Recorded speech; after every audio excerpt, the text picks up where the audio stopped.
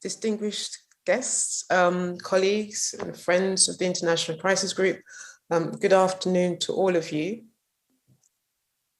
Thank you for joining us today and welcome to this year's edition of our Watchlist Policy Dialogue. My name is Comfort Ero. I am Crisis Group's Interim Vice President and Director of its Africa Programme. I have great pleasure of welcoming you on behalf of our colleagues and all of us from the conflict prevention and the peace building community. For us, the Watchlist Policy Dialogue is one of the key moments of exchange with all colleagues and practitioners working on the European end of our common efforts to prevent, mitigate and solve violent conflicts.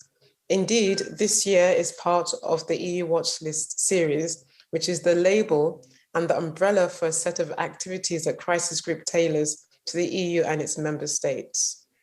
But if you're not entirely aware, I believe you are, but if you're not entirely aware of who we are, what we do, please allow me to tell you briefly about the Crisis Group.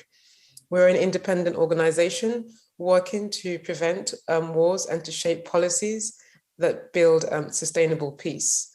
Our mandate is to engage with all parties and to support efforts to prevent, to mitigate and to resolve violent and deadly conflict. We do this by sounding the alarm, providing independent, field-based and high-quality analysis, and engaging directly with conflict actors and key international players like yourselves to encourage informed and intelligent action for peace as well. And indeed, this event is an opportunity to do so with you all our colleagues and friends who are connected with us today. So the policy dialogue is a set of roundtables to discuss that allows us to convene with all of you to discuss international crisis, the drivers of hostility and the causes of instability as well, and looking at policy options that we should consider, especially policy options that will enable the EU and its member states in their efforts at conflict prevention and conflict mitigation as well. And the reason why we focus on the role, particularly of the EU and its member states, it's a simple one, because you all have a very strong interest, a necessity also to do whatever you can to contain instability along the EU borders and to curb the shockwaves from further crises that affect the European Union zone as well. Perhaps I think this is the most striking example. And, and I can already see Graham online, but the most striking example of this is Afghanistan. And it's no surprise to you all that we are going to actually look at Afghanistan, the fallout from Afghanistan as part of the very first panel in our series of talks. So I'm very glad to see Graham and Pierre already online to join us for that conversation. And of course, the EU, European member states, you're deeply engaged with that in Afghanistan, alongside with the United States, in following the consequences of that country's instability, especially for the last 20 years since 9/11 as well. And ever since then, we know that Afghanistan has remained a major priority for the European member states as well. And we've seen and watched the dramatic investment, both political, financial, and the military assets that you've made to help and to shape a more peaceful outcome for Afghanistan. But we also know that yet despite all of that, there's been we all saw the dramatic events for the last month also. And, I think the characterization today is that the international community had failed to bring about stability and to build a strong state. So I'm looking forward to hearing Graham's own remarks and also the interventions by the EU in terms of how to think through the relationships and also how to forge a more credible path forward for Afghanistan going forward as well. The other priority conflict or the priority region that we know is of major concern to the European Union and to its member states is the Horn of Africa. And we've watched in recent months and the recent year the dramatic events that are unfolding, particularly in Ethiopia as well. So it'll be no surprise to you that as soon as we've finished with Afghanistan, the second panel of the day will focus on the Horn of Africa and all the developments there as well. And also looking at Somalia, where I know that the EU has also made significant investments in trying to find a way out of the crisis there as well. So we've got quite a packed agenda today in two critical areas of interest to the EU in terms of stability, both in Afghanistan, but also in the Horn of Africa region. And then two additional panels for tomorrow. Equally weighty issues is Lebanon, a country that's facing a surge in humanitarian crisis, and then Venezuela, less than a week after the regional and municipal elections. We'll be discussing with our colleagues from the Latin America program how these two events have shaped events since in terms of the prospects for negotiating and restoring democracy in the country as well. So overall, all the sessions will address some cross-cutting issues that are crucial to the EU. Will provide an opportunity for our EU colleagues, plus our crisis groups colleagues, to reflect on efforts at global prevention efforts as well. At first, the first, as I mentioned earlier, is the impact of the looser transatlantic ties with the US, and redefining that relationship with the EU, and how to strengthen the EU's own capacity to act strategically beyond its borders as well. And I know that we're going to have a lively debate with our colleagues discussing these issues as well. We'll address all these issues with the diverse audience that we have this year. The event will be on record, open to all policymakers, to experts, to diplomats working on peace and security in the European Union as well. We have, according to my colleagues, at least 180 people who have registered through our website and who are part of the live streaming that is taking place on our YouTube channel as well. And each session will draw from the analysis and recommendations that have been presented by Crisis Group through in the context of our EU watch list as well. And it also build on the engagement and assessment that I know my colleagues have had with all of you in the field, but also in Brussels as well. Just a final few words for me. The event is part of an ongoing collaboration with the European Union Commission under the instrument Contributing to Stability and Peace, and in partnership with the European External Action Service. And to represent this full collaboration, it gives me great pleasure to have here, virtually there it is, two colleagues from the EU institutions. So first, let me introduce you to Mark Friedrich, who's also online with us, and he's the Deputy Director of the European Commission Services for Foreign Policy Instruments. And until recently, he was head of its units for crisis response, conflict prevention and peace building. So nice to meet you, Mark, and I look forward to meeting you in person one day.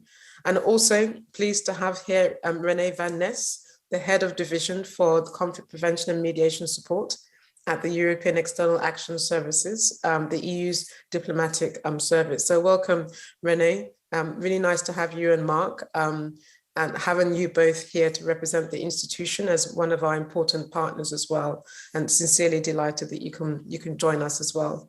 And just to emphasize that our collaboration with you and your colleagues reflects the fact that, we share a common perspective on the importance that the European Union becomes, more engaged, increasingly becomes, a more capable actor that it wants to be increasingly, and to steer the various priorities on prevention and mitigation as well. So therefore, with no further ado, let me hand over the virtual microphone to Mark Friedrich from the European Commission Services for Foreign Policy Instruments, and to hear more from you about the role of the UN in the various areas that we're going to be focused on over the next few days as well. So over to you, Mark, and thank you very much for joining us. Thank you very much, Comfort. As you were saying that this is on the record, maybe I should just briefly point out that I remain the head of unit responsible for stability and peace in the Service for Foreign Policy. Oh, good. I'm also deputizing as the director, but just to not not to undertake too much self-aggrandizement. Thank you very much, Comfort. Let me also welcome all of the colleagues and listeners and viewers who are joining us from civil society, from diplomatic services, and also René from the External Action Service and his colleagues to this 2021 edition of the International Crisis Group. watch list event. I think for all of us, this annual event has become an important mark in our calendar.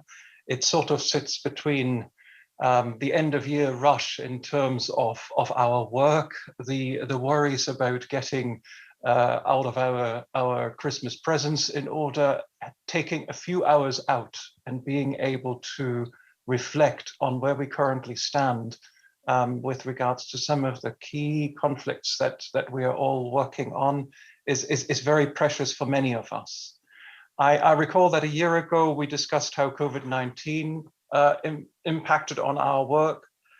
2021 has certainly not stopped presenting us with new challenges also in that respect. But in addition to that, we now also have, as Comfort was already mentioning, the fall of Kabul and the Taliban takeover in August. And then, of course, the recent events in Ethiopia, which have come to a full-scale civil war.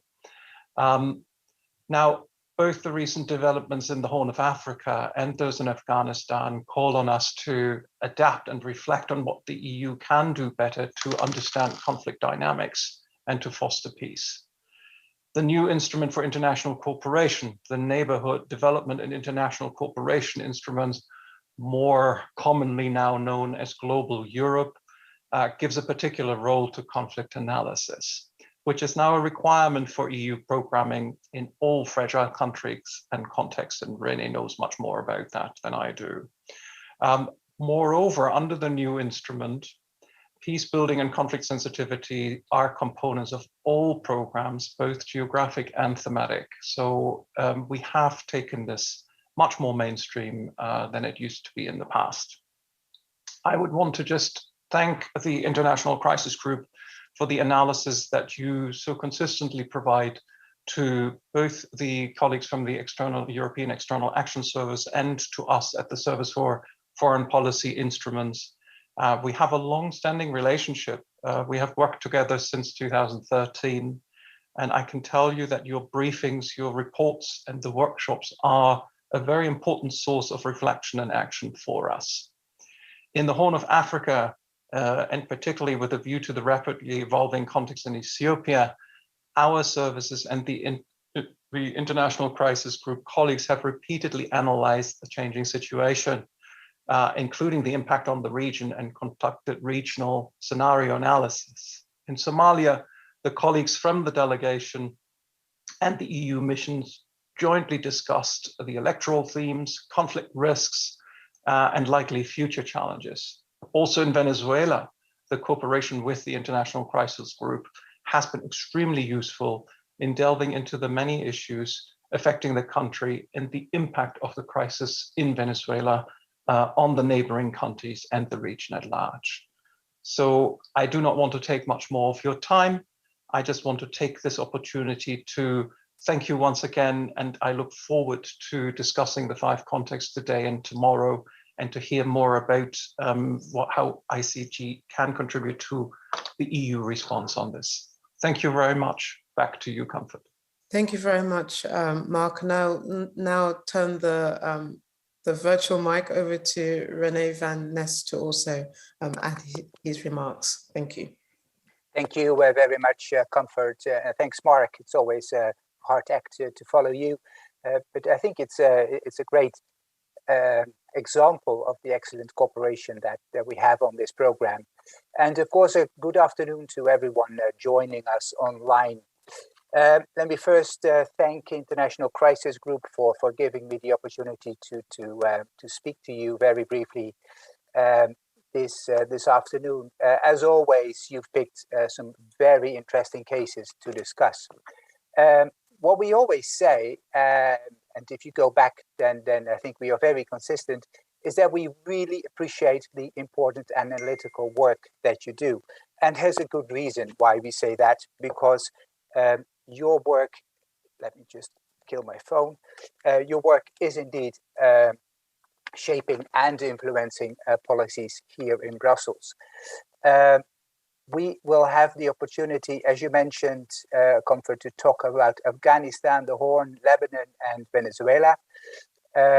let me say a few words on Afghanistan and the Horn.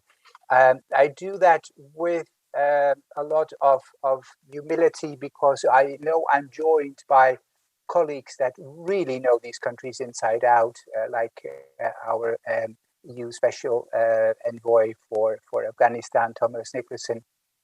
Let me make a few remarks, nevertheless. Um, Afghanistan, of course, always a difficult place. There is nothing new there, but now facing an unprecedented humanitarian crisis, incredible displacement, spreading of poverty, and of course, all topped by COVID, the Horn of Africa. Uh, very strategically for us as the EU, and now in the situation that it is, if you add Sudan to the mix with the coup that ousted Prime Minister Hamdok, then you have a very difficult cocktail there. So what is the role of the EU as a peace builder in all of this? Well, let me start with Afghanistan. Fall of Kabul, of course, following the departure, we all saw that of the US and NATO, really made us reflect on what does that do to our engagement in the country. Afghanistan will always remain very important to us. It affects the whole region, affects the influence on international stability. It has an impact on European security. And that is why we remain committed to support the Afghan people. And to do this, we have to engage operationally with the new government in Afghanistan, and that is not easy. This is only an operational engagement, so that does not constitute any recognition of sorts, and it is really there to make sure that we address the immediate humanitarian issues. And I'm sure colleagues will be happy to dwell on that if you have further questions on this. So there is indeed a conditions-based approach with a set of benchmarks, and those benchmarks that focus on respect for human rights, and those guide our current engagement and our policy. You may have seen that during the G20 meeting in October, the President of the European Commission announced a support package of €1 billion for the Afghan people and neighboring countries, addressing the urgent needs in the country and the region. Many international actors, and we are no exception, we are assessing what 20 years of engagement in Afghanistan actually meant and what we can learn from that in terms of state building, in terms of relations with other actors, in terms of ensuring an inclusive approach. So I'm sure you will hear more from us when those reflections are over, and I'm sure that Crisis Group will be able to add to those reflections. Let me go to the Horn. The question, what role the EU can play, I can assure you that is the daily question that we have here. For decades, we've said that Ethiopia is a beacon of stability in the region and key for the stability. And so without that beacon, what does that mean for peace and stability in the Horn at large? In Ethiopia and in other countries, of course, we have diplomatic, trade, value-based interests, and all of those are currently at risk. When we look at the situation, our analysis shows that it's at this moment tremendously difficult to see which side it will go. Many conflict drivers and actors that shape the landscape, and it's difficult to see how all of this will progress. This is quite a fundamental conflict that we see, where we have ideological differences over ethnic federalism, and it's all one big question, whether Ethiopia, indeed in its current shape and form, will be able to withstand this tremendous challenge that they have. So we are indeed pulling out every trick in the book on conflict prevention and peace building, with the hope of leveraging an EU position in the region so that we can have a positive impact here. And what you should think of is, of course, very close diplomatic interactions with the African Union. We have a very active EU special representative. The whole region is being approached. We make our own conflict analysis, our own scenarios, bringing together the regional delegations to understand what role their countries can play and what the impact of Ethiopia can play on their situations. It remains a very difficult situation. The window of achieving something positive is small, but we will keep on trying. Let me stop here, but I want to stop on a personal note. This will be my last meeting. I will stop in January with my current function. I just want to say that I really appreciated working with ICG over the last 5 years. I thank you for all your support and I wish you well. Thank you. Well, Renee, let me, on behalf of Crisis Group colleagues, also thank you also for your deep engagement and just listening to you weave the thread through all the major crises that we're going to talk about is a testimony to just how deeply focused you are on these issues, and particularly the Horn of Africa and Afghanistan that you mentioned, and then Venezuela and Lebanon as well. So thank you both Mark and Renee for your kind words as well. Just before diving into the very first session on Afghanistan, let me just quickly lay down some rules for today. As I said already, we're on record and live streaming particularly on Crisis Group's YouTube channel. For those of you who are entrepreneurial using social media, we are operating using the hashtag watchlist 2021. And we encourage you all to be as outspoken and direct and frank, and please do take the floor to ask questions as well. We want this to be very interactive as well, and particularly to our colleagues from the Commission and from EEAS as well. We are here to work with you and to share our comments and to hear your own perspectives, and just like Renee has just done, that was very helpful as well.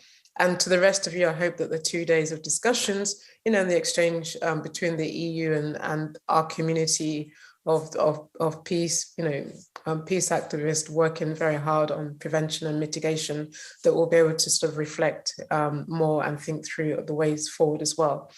So now let me close this welcoming and open session, and I'm going to hand over to our very first panel, which is on how to deal with the Taliban's Afghanistan. And this is going to be moderated by my colleague, the Deputy Program Director for Asia, Pierre Prakash, who's on the line, I believe already. Yep, I can see you, Pierre. I'm handing over to you, and thank you so much. And thank you to all our guests as well.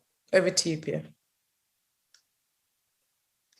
Thank you, Comfort, and welcome everyone to this very first panel discussion of our annual policy dialogue, where we'll be discussing, as Comfort just laid out, the situation in Afghanistan and focusing more specifically on the dilemmas that foreign governments and donors, such as the European Union, face in dealing with this new Taliban regime. Just as a quick introduction, yesterday marked the 100th day of the Taliban returning to power after their takeover of Kabul on 15th of August, following what was an incredibly quick military offensive that saw them conquer the entire country in only a couple of weeks. Their military victory has led to a reduction of violence, putting an end to decades of war since the state they were fighting basically entirely collapsed. But it has also led to a massive humanitarian and economic crisis. The UN has repeatedly warned over the last couple of months that Afghanistan is fast becoming the world's worst humanitarian crisis, and things are set to become worse as the winter sets in. Just to give everyone a sense of the magnitude of the crisis we're talking about, the World Food Programme estimates that 23 million people, that's more than half the country's population, will need food assistance by next spring. And some estimates foresee up to 97% of Afghans falling below the poverty line by next year if things continue on the present trajectory. There are, of course, many reasons for this disaster in the making. As we know, Afghanistan has been at war for decades. Parts of the country suffered from a particularly bad drought this year. There's also the impact of the pandemic. But a large part of the current crisis is directly linked to the fact that Western donors, who have poured millions of euros of aid into Afghanistan over the last 20 years, basically bankrolling public spending of the previous governments, have essentially pulled out overnight when the Taliban took over, refusing to provide financial assistance to the new regime, at least until the Taliban accede to a set of conditions, and particularly a more inclusive government and respect for human rights, including, of course, women and girls' rights. But while there may be very legitimate reasons to not bankroll this current regime, it is for now the Afghan population that is bearing the impact of this decision, as the country is basically now on the brink of state collapse, as we'll discuss, with civil servants not receiving their salaries and the new government basically unable to provide basic services for the simple reasons that the state coffers are empty. We'll be discussing all this, particularly the dilemmas that Western donors such as the EU face, with a great panel. We have online Kate Clark, who is the co-director of the Afghanistan Analyst Network, who has a long history with Afghanistan, including as a journalist for BBC when the Taliban were in power the first time in the late 1990s. If I'm not mistaken, she was actually the only foreign journalist in the country at one point. Mr. Thomas Nicholson, the European Union's special envoy for Afghanistan, who has a long career as a European diplomat working in and covering various countries at the European External Action Service, EAS, ranging from Pakistan to Palestine, to name a few. And finally, Graham Smith, who is a senior consultant for Afghanistan at Crisis Group and also has a long history with Afghanistan, where he lived for close to a decade, working first as a journalist and as a political analyst for the UN and for Crisis Group. Before we begin, just a few words on how we'll structure this. I'll start off with about a 40-minute conversation with our panelists, and then we'll move on to a Q&A for about half an hour with the audience. We, of course, encourage all of those joining us here to ask questions. You can all submit these questions to us by typing them in the chat box, and I will then relay them to the panelists. Maybe if I can first turn to Graham, if I can start with you. Before anything, I just gave a very quick overview, but could you please give us a sense of the present ground situation in Afghanistan 3 months and a few days after the Taliban took over? The economy is tanking, the currency is crashing, inflation of basic commodities is rising dramatically, winter is coming. How bad is it at this point for regular Afghans? Yeah, thank you, Pierre. I think you've done a very good job of summarizing the broad outlines. Up until recently, you know, when Crisis Group did these sort of annual reviews, you know, when we did a tour d'horizon, Afghanistan was consistently labeled the deadliest war on the planet Earth. 30,000 to 40,000 dead people per year in battle, plus hundreds of thousands of people a year displaced. And as of midsummer, that conflict is essentially over.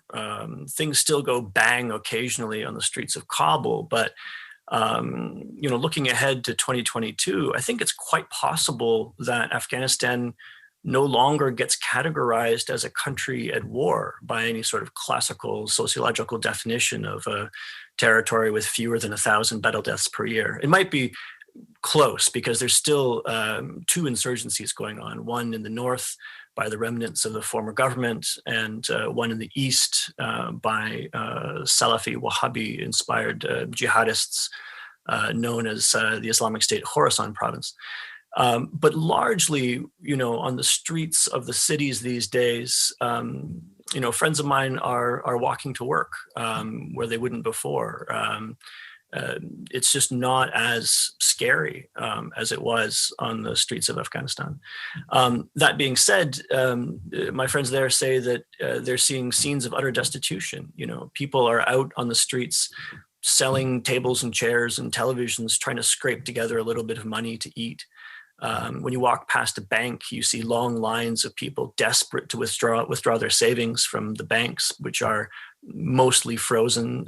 Withdrawals are strictly limited, and that's if you can fight your way to the head of the line to make a withdrawal. So there is a complete economic collapse going on at the moment. we fear, I think, that the economic collapse will kill more people than all of the bombs and bullets in recent decades. The proximate cause for the economic collapse, as you say, is not really any natural phenomena. It's true that there is a drought going on right now, but really the main thing, as you mentioned, is the cutoff of aid. It's gone off a cliff. I mean, Afghanistan was receiving between $3 and $7 billion a year in development aid plus humanitarian aid. That's gone down dramatically now that development donors have pulled out. Humanitarians are trying to make up the shortfall, and humanitarian giving is up dramatically. And we're about to see, I think, as you alluded to, coming up in December, a humanitarian appeal on a breathtaking scale. I mean, the UN is going to come back to us, the donors, and say, we need more money to prevent disaster in Afghanistan than in any other country on the planet Earth. There are already about 8 million or so people categorized as on the brink of famine. And what happens if millions of those people continue their slide into famine, it could be a staggering disaster. And as I think, as you alluded to, a lot of this is decisions in capitals. And I'm glad that we're speaking to an audience today in Brussels and in other EU member states, because, the EU has really a leading role to play and is quite forward-leaning, I think, quite constructive now in this situation. There's a scramble on to unlock some multilateral donor funding. There's a meeting coming up after US Thanksgiving at the World Bank, where it's hoped that the Afghanistan Reconstruction Trust Fund, $1.5 billion in undispersed money just sitting there, could be unlocked to address this situation urgently. But also more broadly, donors need to come back to the table, not just on things like health clinics, which are uncontroversial, but on broader issues of education, rural livelihoods, food security. And that, as one of the speakers just alluded to, will require working with the Taliban. And how to work with the Taliban, I think, will probably be something that smarter people than me, like Kate and Tomas, might be able to address. We have a forthcoming paper that should be out very soon, making some humble suggestions on this, saying that the World Bank and the IMF need to come back into Afghanistan, that sanctions need to be eased. Sanctions, you remember that the Taliban were sanctioned as a way of preventing them from being effective insurgents, and that's really no longer applicable. Now the sanctions are choking the public sector and the economy as a whole, which was never the intent when these sanctions were put in place. And so there is a move afoot in New York to try to ease some of those sanctions, and we are really urging that to be accelerated for the sake of the Afghan people. And finally, the banking sector has collapsed. And so there's an urgent need to find mechanisms to inject liquidity so that the economy can function. So that's a really rough summary of what we're thinking on Afghanistan at the moment. But as always, I defer to our much smarter panelists who can maybe set me right to where I'm going astray. Thanks, Graham. And we'll come back to several of the points you touched upon here. Maybe, Kate, if I can turn to you. I mean, you know the country inside out. Is there anything you want to add to the sort of, I'd say, grim picture that Graham just painted about the current state of affairs before we move on to the sort of... Yeah, I'm just laughing at being called smarter. I think you're both too kind to the Taliban, frankly. They own this mess. It was their decision to push on for military victory. It was their decision to go for military victory after the US had categorically kept saying to them, if you do that, we will cut the aid. They went into this with their eyes wide open, but seemingly they assumed that all that, the money that they'd seen in the state was going to stay there. And remember that the Taliban had been as dependent on all that money coming in from foreign countries, not just the aid, but money for security. So to pay for the old army and the police, the money that the foreign armies had spent in Afghanistan, all of that money not only supported the Afghan state, and probably about 40% of GDP came from abroad, unearned GDP, so that's not exports, that's just money given. About 50% of the government spending, 75% of public spending, but also a lot of what funded the insurgency. So the Taliban used to tax very effectively, but they didn't give any of that money back, for example, to pay for schools or to pay for health clinics. All of that, even in the areas that were controlled by the Taliban, continued to be paid for by the government, run by NGOs or the government, and ultimately by the donors. So the Taliban should have known what was coming. It should have been no surprise that that money was cut off. And as Graham said, they were under sanctions. Did they expect those to be lifted the day they captured Kabul? I mean, it would have been bad enough for the donors to recognize a government that had come to power by force, but one under sanctions? Of course it was going to be difficult. And that's not to say that the donors and all the Western powers and the big agencies don't have a lot of blame for everything that's gone wrong in Afghanistan and the perilous state that the country is now in. But ultimately, the Taliban decided what they wanted to do. And I would say as well, they did have choices. They could have chosen to be far more compromising, to make some confidence building gestures. They didn't have to shut down girls' schools. They didn't have to order women to go home from work. They didn't have to carry out reprisal killings. Now, those killings aren't on the scale that we saw in 2002 from the factions and the commanders that took control of Afghanistan in the wake of the US bombing campaign, but they're bad enough. And they could have, included some non-mullahs in the government. They didn't have to have a government that was pretty well entirely made up of Taliban, male mullahs, madrasa educated, and largely from one ethnic group, the Pashtuns. So I would say, just hold back for a minute before you blame everything on the donors, what's happening. That having been said, all of us, unfortunately or fortunately, cannot stand by and watch ordinary people suffer and die. And that's the problem. It's always been the problem. And I would say this was a problem for the last 20 years, back into the 90s, that certainly the Taliban and government last time weren't that bothered about services. You would get ministers who would also be frontline commanders. You'd go to the education ministry and he'd be off at the front line fighting. So there was a certain, and similarly with, the districts that the Taliban have controlled up to now, they weren't that bothered in services. They let other people run that. They were interested in fight. This is a fighting organization. And at the moment there's something of a honeymoon, as Graham said, that, there's no fighting, thank goodness, which means great access for aid workers, humanitarians, journalists, at least certainly foreign journalists or male Afghan journalists to a large extent. But, and the Taliban want money now, so they're being very nice to the aid agencies and the UN agencies. But on another level, they're being completely uncompromising.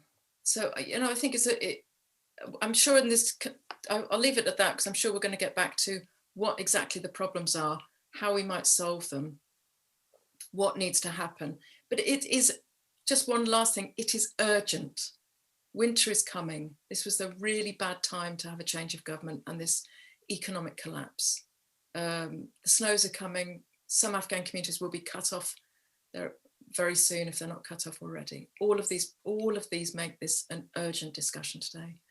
Back to you, Pierre. Thank you, Kate. That's a very good point. I mean, about the fact that, they knew what they, as you said, the US particularly, because they were involved directly in talks with the Taliban, had made very clear that taking power by force would make them a pariah state, even if they did get power. But just for the sake, Graham, if I could just turn back to you for a second. If the international community decides basically to let the Taliban fail, essentially, and to isolate them and not give in to what could be seen as blackmail, in a sense, saying, if you don't help us out, there's nothing we can do. We don't have the money. what are the consequences of that, of maintaining aid cutoffs, sanctions and asset freezes? We didn't mention this, but, the whole central bank reserves have been frozen, $9.4 billion, which arguably, some people would argue is the government empowers money that to be spent on public services. So, what are the consequences of that? And will it have any impact in terms of weakening the Taliban or making them more amenable to compromise? Yeah, I'm tremendously sympathetic to what Kate says, and I agree with every word of it.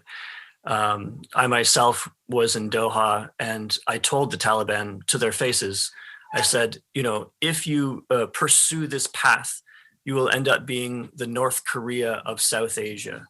And that is actually, I think, what could be unfolding. In fact, the current sanctions regimes in some ways are tougher than what's imposed on North Korea.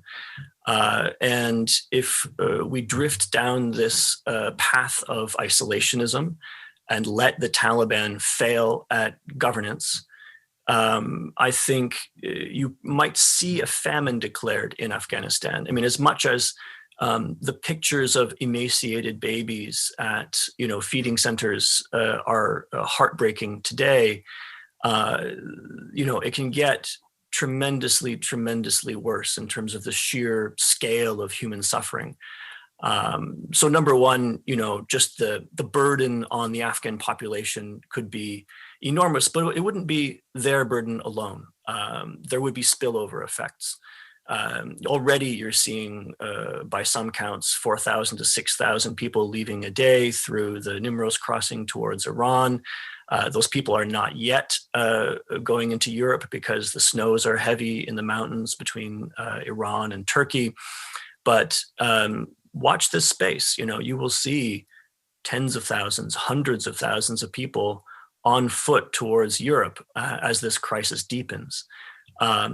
There are some unknowns around counterterrorism. We don't know what a total collapse in Afghanistan would do to the sort of landscape of international jihadis. Crisis Group has started to do some work on this topic, but I think it's still an evolving picture. I think what is known very clearly is that a flood of cheap labor into the opium fields in Afghanistan will dramatically increase the supply of illegal drugs, not just opium, but also methamphetamines, hashish, and all of that will affect the neighborhood. So I think there are some really destabilizing effects that could result from a drift in the current policy direction. All right, thanks. Mr. Nicholson, if I can now turn to you.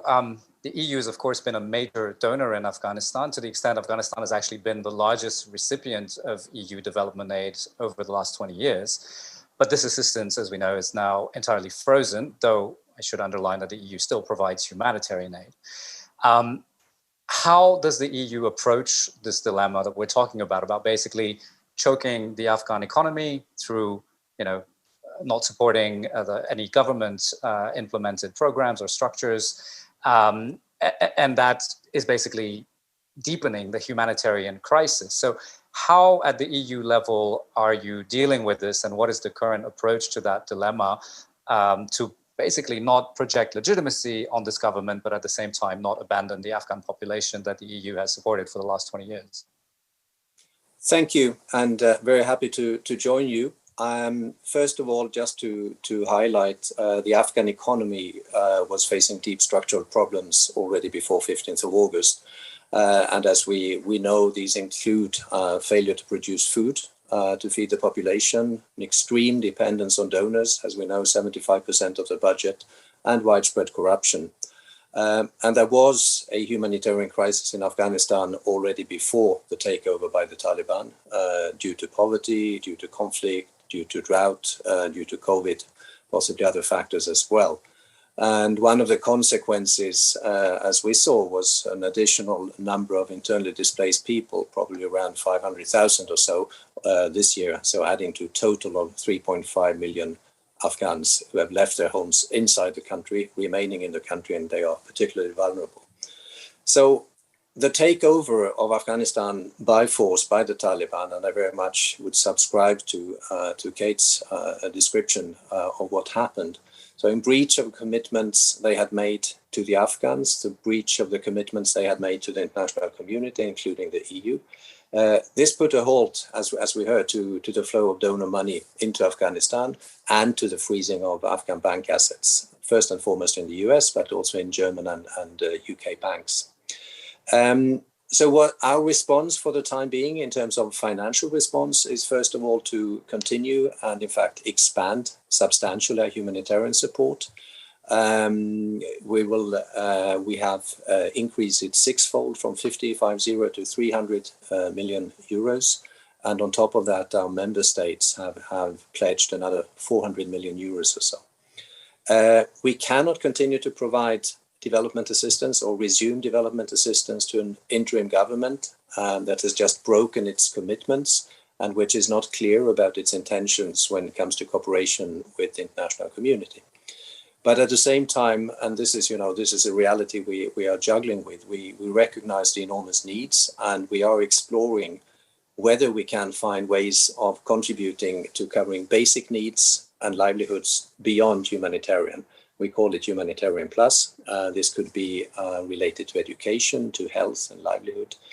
More concretely, possibly contributing to or paying salaries or incentives to work for teachers, nurses and doctors, but doing that not through the government budget, but through the UN. And this could amount to at least 250 million euros, which is a quarter of the 1 billion euro package for Afghanistan, which the Commission President announced a month ago. All right.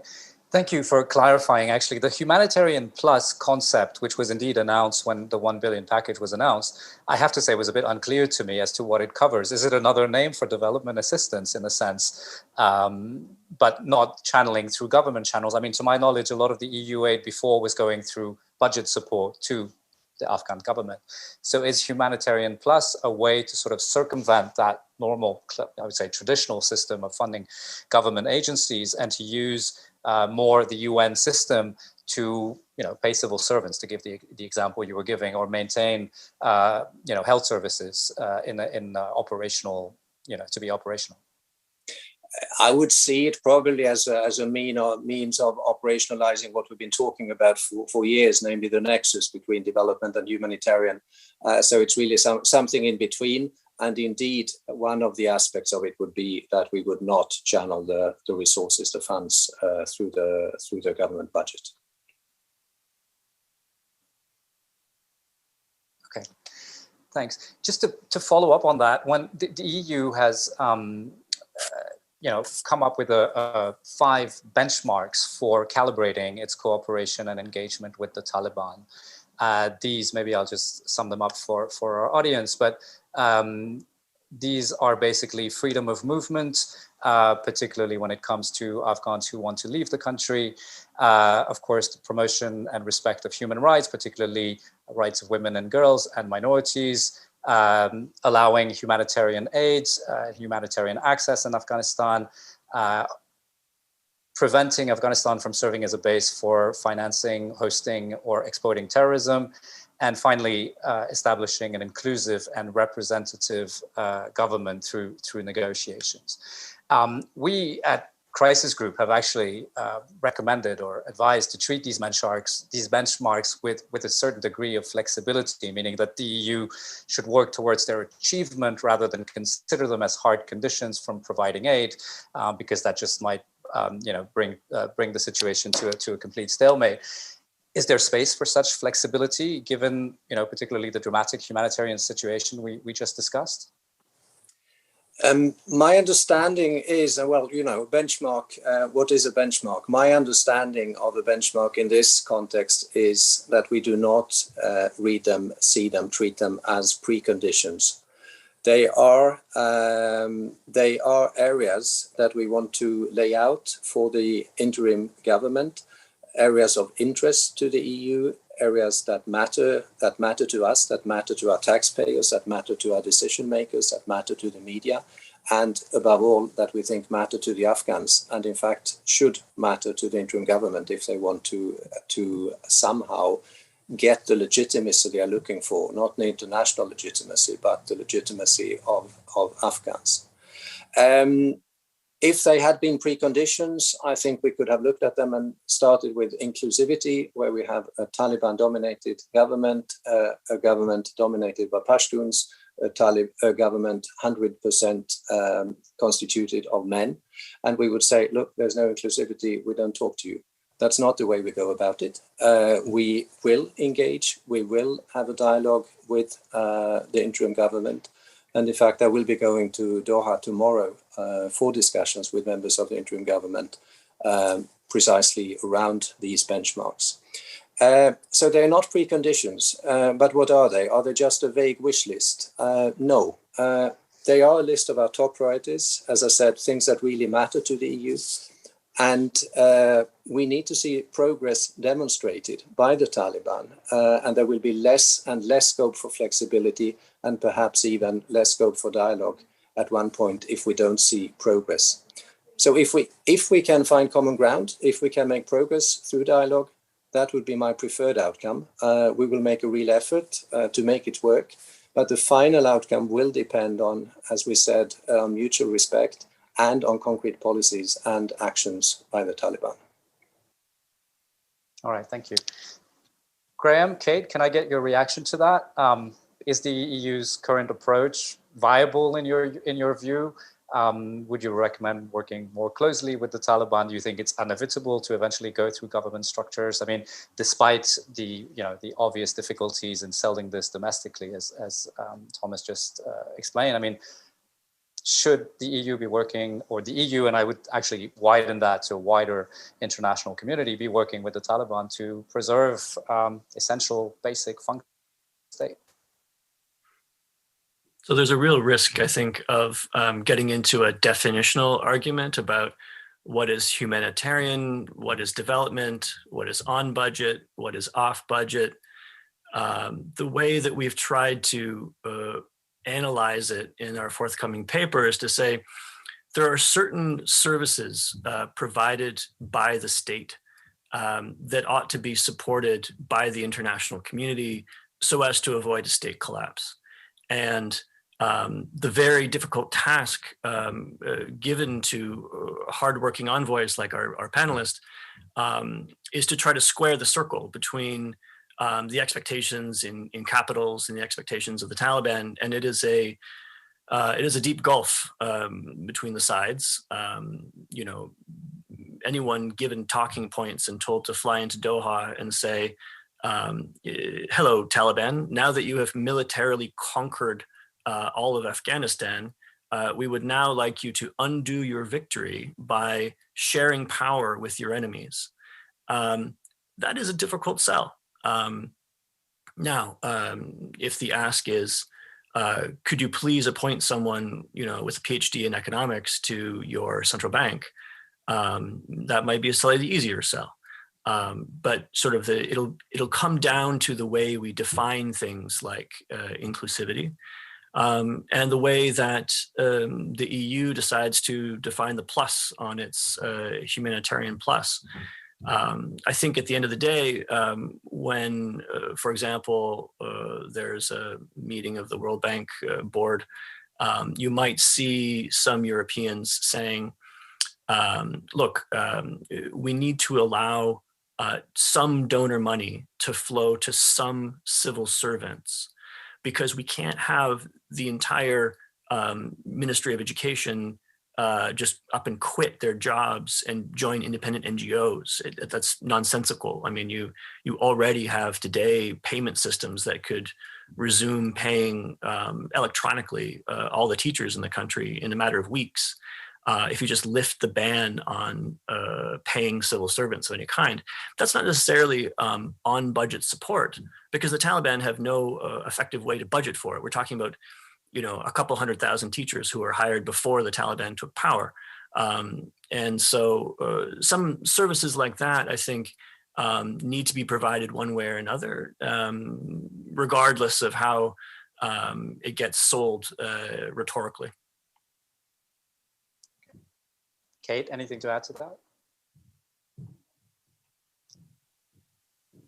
Yeah, okay, so it is a massive economic catastrophe that has hit Afghanistan. Humanitarian aid will not cover it.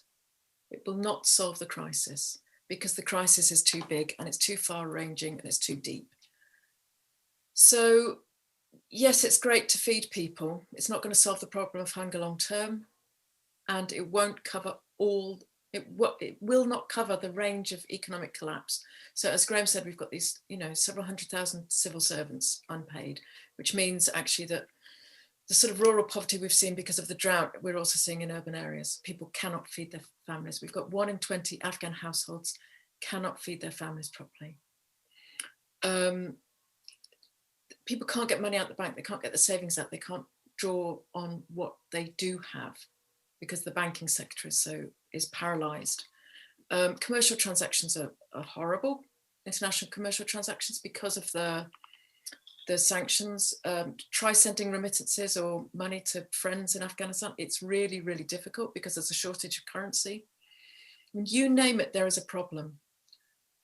So, I think one of the things is there has to be some liquidity in Afghanistan, in the financial sector, because at the moment that's just stopping even the flow of humanitarian aid. Humanitarian aid it's a drop in the ocean compared with what's needed, but even that is being hindered by the problems with the banking sector that primarily stem from US sanctions.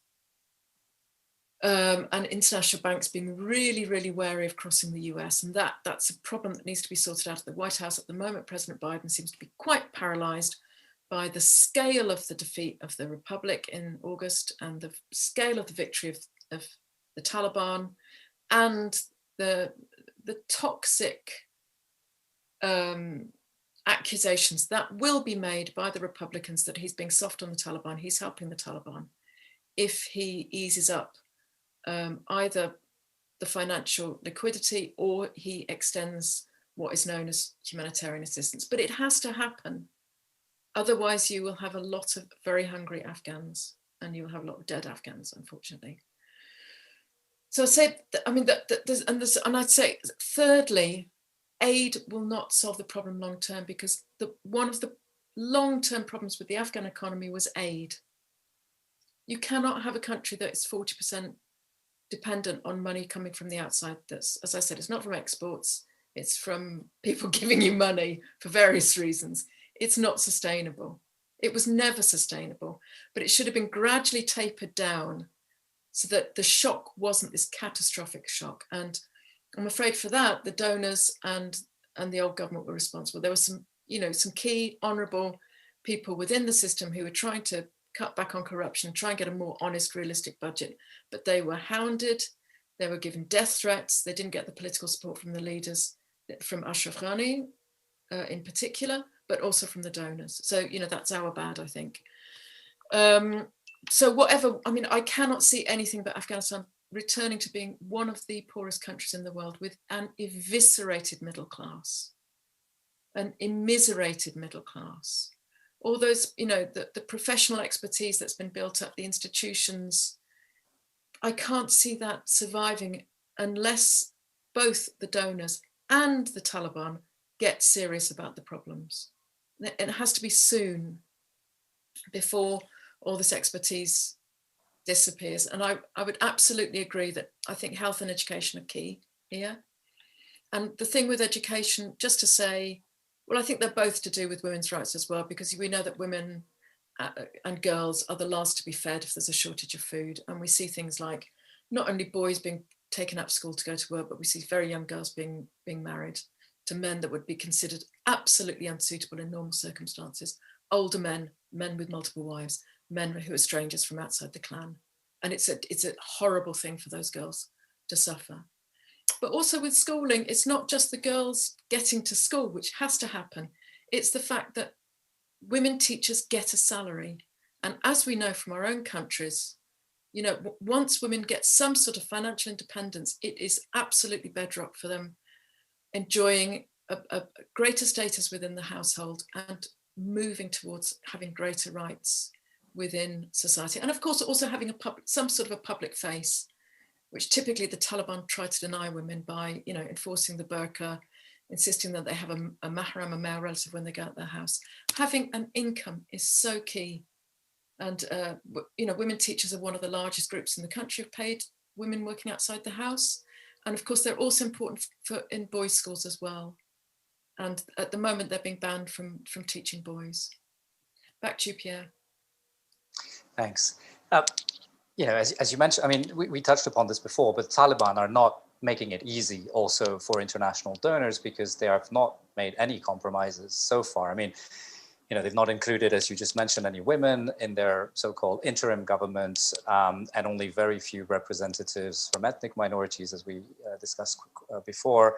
They've only given vague assurances about resuming education for girls. It's happened in some places, not in all. It's unclear whether it will eventually be, you know, coordinated at a national level. And these are things that many donors were asking for. I mean, for the EU, these are pretty much hard conditions for providing aid. So, you know, are the Taliban doing anything to help themselves in that regard? I mean, they are asking for international aid without any kind of concession so far, at least on the major issues that donors have been insistent on. Are they willing to compromise, do you think? Kate or Graham, do you want to take that? So Kate's been dealing with the Taliban since the 1990s. I've only been dealing with them for about a dozen years or so. But, you know, this whole thing that was put around about Taliban 2.0, I think is a bit misleading. From my perspective, the Taliban are the Taliban. They will continue to be the Taliban. And waiting for the Taliban to become less Taliban is not a strategy, period. Tens of thousands, if not hundreds of thousands of people will die of starvation before the Taliban, you know, change their fundamental nature. And that's been part of their strength over the years. They are one of the most coherent political movements to emerge from Afghanistan in recent decades. And so, yes, I think conditionality is tremendously important. Just as we saw in Yemen, for example, dealing with the Houthis, it is very, very important to have a strong UN lead on the ground, handling the various risks that come when you are implementing aid under the shadow of a powerful armed group. Because there's always a temptation by the armed group to steal the aid, to extort, to instrumentalize aid delivery in various ways, to direct aid to their followers. You're already seeing complaints about aid being directed to the Taliban's followers, especially in the south. And so there will be a need for not just you know, hardworking envoys flying into Doha trying to strike broad bargains, but really day-to-day, you know, working level discussions saying, you promised to do this yesterday, why has it not been done today? There has been some progress on reopening girls' secondary schools, for example. And if you want to see that kind of progress continue, you have to put something into the hands of the negotiators, because UN officials can't walk into those meetings with empty hands. If there is no funding for girls' schools on offer, then you can't very well go in and tell the Taliban to reopen their girls' schools. You know, it's just, what are you negotiating with? And, you know, as we all know, it's immoral to negotiate using humanitarian aid. You can't cut off the supply of food to hungry people. But on some of these issues like education, you could use this as bargaining leverage. You could say, for example, we're willing to fund the education system in this province because both boys and girls can go to school there. But down in that province where only boys can go to school, we aren't yet prepared to fund. I mean, that's just an idea, but you know, this is the kind of micro leverage I think we're going to have to apply on a day-to-day basis in the coming years. Back to you.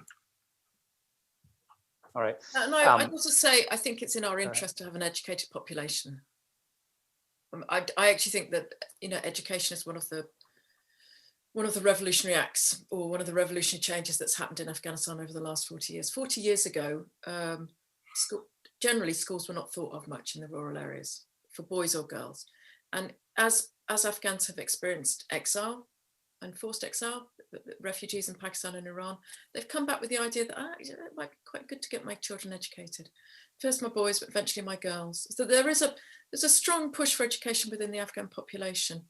And we saw this with research. We talked to rural women last year about what they thought about war and peace. This desire for education was very, very strong.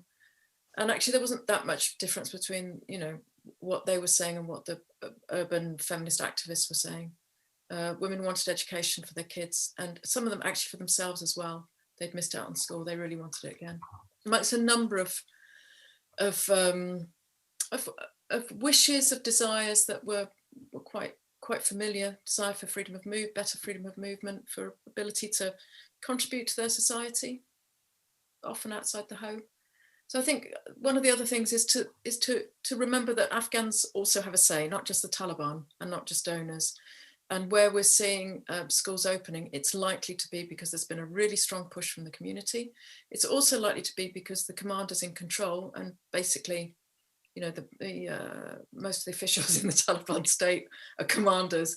There will be more liberal or more flexible commanders on the ground. And I think that's another thing to think about, is that sort of now you're seeing some decentralization as to what happens. There's variation that's good and bad. And in some places it's been bad. We've had revenge killings, we've had girls' schools closed. In other places, there's a reasonably healthy dialogue going on between influential people on the ground and the Taliban. Of course, typically this excludes women, so that's one of the major issues that needs to be borne in mind. It's why women aid workers are so important, keeping that condition. I'd also, just one other thing, Pierre, before turning back to you, I think it's also important to look at what assets the Taliban have. They are collecting customs revenues, they are collecting taxes, there was some money left in the country, they are not completely without revenue, and they've just announced that they're going to pay civil service salaries for the last 3 months. Brilliant, bravo. If they're doing that, I guess they have to pay their fighters, but you don't want to see them paying their fighters at the expense of doctors, nurses, teachers, you know, whatever. So I think it's important it's important for donors to say, you know, what are you doing at the same time? You're asking for money, but also how are you contributing? Back to you. Thanks. Before I go on, I just want to encourage our audience to please send in your questions. You can type them in on the on our live page in the Q&A, and as well on it's also being broadcast on YouTube, and you can use the comment section there if you have any questions that you want to put across to our panelists. One question, we've talked a lot about Western donors. Obviously, they were instrumental in funding the previous government since 2001, basically, over the last 20 years. But considering the difficulties that we're discussing in unblocking Western aid, and I think for some countries it's going to be very difficult to overcome these difficulties despite the urgency and what we're saying, and the fact that, once again, it's an urgent situation and things need to move rather quickly. Can Afghans look to more non-traditional donors for support? I'm thinking China, of course, but also maybe Turkey, Japan, Middle Eastern countries such as Saudi Arabia or Gulf countries. I mean, is there, are these countries on the ball as well, and have, can they take a bigger role in supporting this government where a lot of the Western donors have ethical issues that some of these countries may not have? Graham, maybe, or I don't know who wants to take this. Sure. I think broadly speaking, Iran, China, Russia, Pakistan certainly wanted the Americans to leave Afghanistan, and they legitimized the Taliban with sort of dignified high-level meetings before and after the takeover. These countries might have gotten a little bit more than they bargained for, in the sense that I think there's now some degree of alarm in the region about the spillover effects from a collapsing Afghanistan. They are likely to receive funding from the EU and others to try to deal, especially with the migration issues that result. But I think broadly speaking, those countries that I've named are interested in practical engagement with the Taliban. Pakistan has called for a pathway towards full legitimacy. That might be a little bit more forward-leaning than other countries are willing to be, but certainly Uzbekistan, for example, has done a full U-turn from supporting anti-Taliban factions in the north to now doing business with the Taliban and quite literally keeping the lights on by keeping the electricity supply going to Kabul. So yeah, there's a set of regional actors that is interested in doing business with Afghanistan, but just not really either willing in the case of China or capable in the case of the other neighbors to step in and fill the massive gaps that have been left by the abrupt departure of the Western donors. The exception, of course, is Tajikistan, which I understand no longer has an ambassador in Kabul, and I've been told has been hosting some of the anti-Taliban rebels from the north. India, Tajikistan, France, there are these countries that still aren't convinced that the war is over and are trying to decide their policy even as other countries call for a more practical engagement with the Taliban. Back to you. Right. I think what you're saying as well is that considering just the amount of money involved, it would be difficult for these countries to replace. I know that China has offered, for example, humanitarian aid to Afghanistan, but I think the range was about $31 million, which is not exactly going to fund the payment of civil servants on the longer term. So they're more addressing sort of immediate needs, but not stepping in a meaningful manner. But maybe something to watch out for. When the donors are uncomfortable with this, they might also want to be having a larger pool of donors to coordinate and come up with a common approach, or some of them filling the gaps that some of the donors may not feel comfortable with. You just mentioned something about the spillover effect, Graham. If I can ask Thomas, the EU has indeed, and you mentioned it quickly earlier, in the 1 billion euro aid package that was announced for the Afghanistan crisis, because it is beyond just Afghanistan, there was apparently some funding earmarked for neighboring countries. Can you tell us a bit, what exactly does that look like, and what's the purpose? Basically, is it for funding refugee camps in Iran, Pakistan, and other transit countries, potentially for preventing Afghans going to Europe, for example? This was a big issue, of course, in the Syrian refugee crisis with what we've come to call the Turkey model. Are we looking at something similar in the European sort of decision-making circles?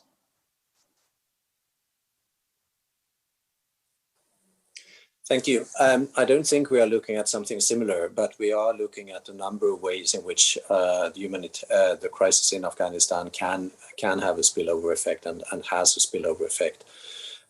So migration is one area where we are considering to support some of the countries, also in terms of resettlement. We already have a border management program with some of the neighboring countries in Central Asia, and that is something we have requests to expand and enlarge. So that would be another area where we would look into supporting. I think at least from my recent discussions, notably with Central Asia and also discussions we had with Iran and Pakistan, yes, they would welcome support, financial support for some of these issues. But I think where they see the EU, where they hope that the EU can actually help them, is precisely inside Afghanistan and through various forms of support, basically and it's a tall order, and I agree very much with what we heard. Humanitarian assistance will not be sufficient. Humanitarian plus will also not suffice. But it is really helping through these, and I appreciate and I understand what Graham said, waiting for the Taliban to change is not a strategy, no, but I think perhaps a combination of humanitarian plus dialogue is what comes close to a strategy, and it is, in my opinion, something that should help, provided the Taliban are ready to engage, that should help making Afghanistan livable, because that, I think, is what we are talking about. It is a matter of, as some of you said, it is a matter of survival. It is absolutely, the urgency of stepping up humanitarian assistance now, the proportions are enormous. So I think, again, what neighboring countries are looking for is not, any replication of the agreements we reached with Turkey a few years ago, or anything like that. They are also not happy to be in a position where Europe, so to speak, would outsource a migration problem, if that's the way they would phrase it, or some would phrase it. But it is more of working with them and helping Afghanistan to survive, helping Afghans to survive, and provide hope inside the country rather than dealing with a problem outside. Right. Thank you. I'm going to come back to something we touched upon a bit earlier. I mean, just for, I think we all know this, but the main reason for the US or the international intervention in Afghanistan back in 2001 was to avoid the country becoming a hub for international terrorism post 9/11.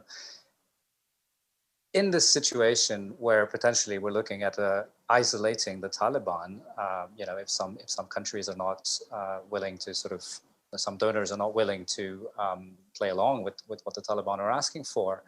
And this is, of course, something that the Taliban, I think, instrumentalize and sort of threaten, or at least allude to when discussing with foreign governments. But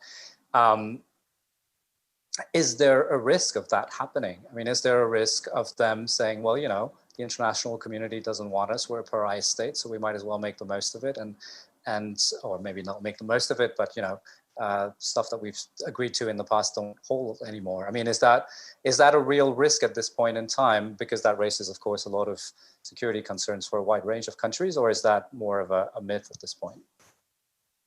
Kate, I see you've unmuted yourself too. I think it's sort of the Lukashenko model, isn't it? With threatening migrants to the EU. The Taliban might threaten Al-Qaeda at the world. I'm not sure about this, I mean, the foreign fighters are definitely there. I mean, there's Arab, that they've been there for most of the last 20 years. They went away a bit. They went over to Pakistan, but they've been back. Some went off to Syria and they've been back. Most of them are long term, as I understand it. So there's Arabs, there's people from Central Asia. There's definitely Pakistani groups, but of course they've got a home across the border as well, most of them. So they're slightly different, and most of them don't have, I mean, the Pakistanis don't have a global agenda. They're interested in, the Pakistani government and Pakistani Shias killing them, and India. So it's not, there's not a problem they're not really, they're a problem for Pakistan and India, but not so much, and Afghans, because foreign fighters are typically not very nice to Afghans. They look down on them. They're often quite abusive, and they've often been at the forefront of bad behaviour when it's been carried out. Well, when it comes to the West, there's a lot of talk at the moment. So let's start from the beginning. Al-Qaeda and the sort of the globalist jihadist groups. The Americans were frankly not that bothered about them.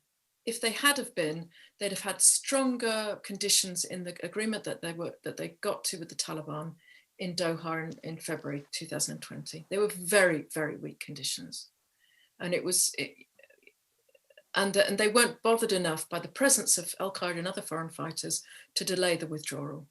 So, if they do come back to haunt us, it's not because that it took place in a situation where the Americans were that bothered about them. They often have they've built up closer relations now than they had in the 90s with Afghan Taliban and others. So there's often been intermarriage, or there's other ties. Some parts of the Taliban have stronger links than others, the Haqqanis in particular. those ties date back to before the first Taliban emirate.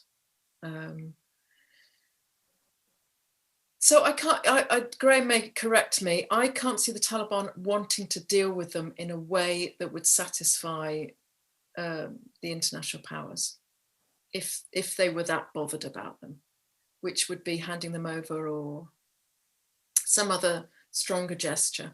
The Taliban will continue to say, we will not let Afghan soil be used for terrorist acts. We are not a threat to other countries. They've kept repeating that, and I think that's quite genuine.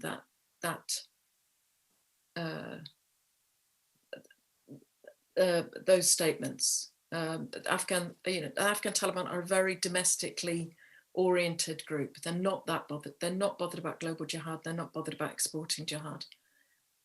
The other issue, of course, is as Graham referred to, ISKP, which is the Islamic State Daesh counterpart in Afghanistan. And curiously, there's this discussion of counterterrorism, discussions with the Taliban about ISKP, which is so funny, given that the Taliban were the terrorist organization about which, most of the armies from our countries have been fighting over the last 20 years. But the conversations now about counterterrorism means basically ISKP when it comes to Afghanistan. And they are a group that have been marginal, but they are they're the one military group that may pose a problem for the Taliban in the near future. And there's a possibility that particularly with economic collapse, they could draw in recruits because of, if you can't support your family, and possibly if you're at risk from the Taliban, if you're ex special forces, for example.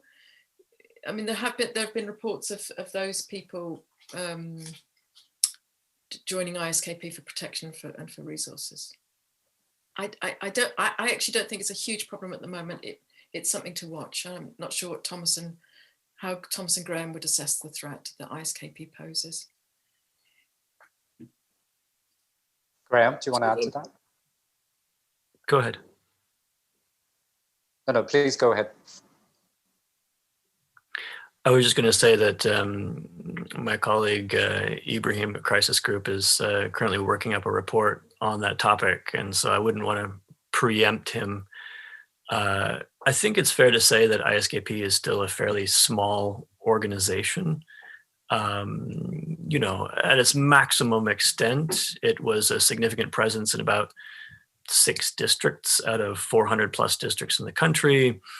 At one point in time, the UN was counting about 20,000 violent incidents a year across Afghanistan, of which perhaps 2% could be attributed to ISKP. So, you're still overall talking about a fairly small group, although they have been, shall we say, punching above their weight, because when you set off a bomb in a crowded marketplace, it gets a lot of attention. But I think that attention shouldn't be mistaken for actual military clout. I would say, though, that we are dealing with a lot of unknowns. We don't have a lot of eyes on the ground to understand the evolving landscape of international jihadis inside Afghanistan. Al-Qaeda just put out some statements very critical of the Taliban, applauding the Taliban for its military takeover of Afghanistan, but denouncing the Taliban for diplomatic outreach to people like EU envoys, for example, saying those conversations shouldn't be happening. There should be no compromise whatsoever with the outside world. So the Taliban do face some political pressures from people with more extreme views who may not yet have found a jihadist group that they like. But I think the risk is that, over time, if the regime is isolated, that these things might fester. All right, thank you. Thomas, did you want to react to that, or? No, very briefly. I mean, just to underline as well, we don't have people on the ground right now, and that is a difficulty in terms of and we collectively of exactly knowing what's going on. I would agree with the assessment that right now ISIS-K is not major, well, I would say it's a major concern, but it's not a major force.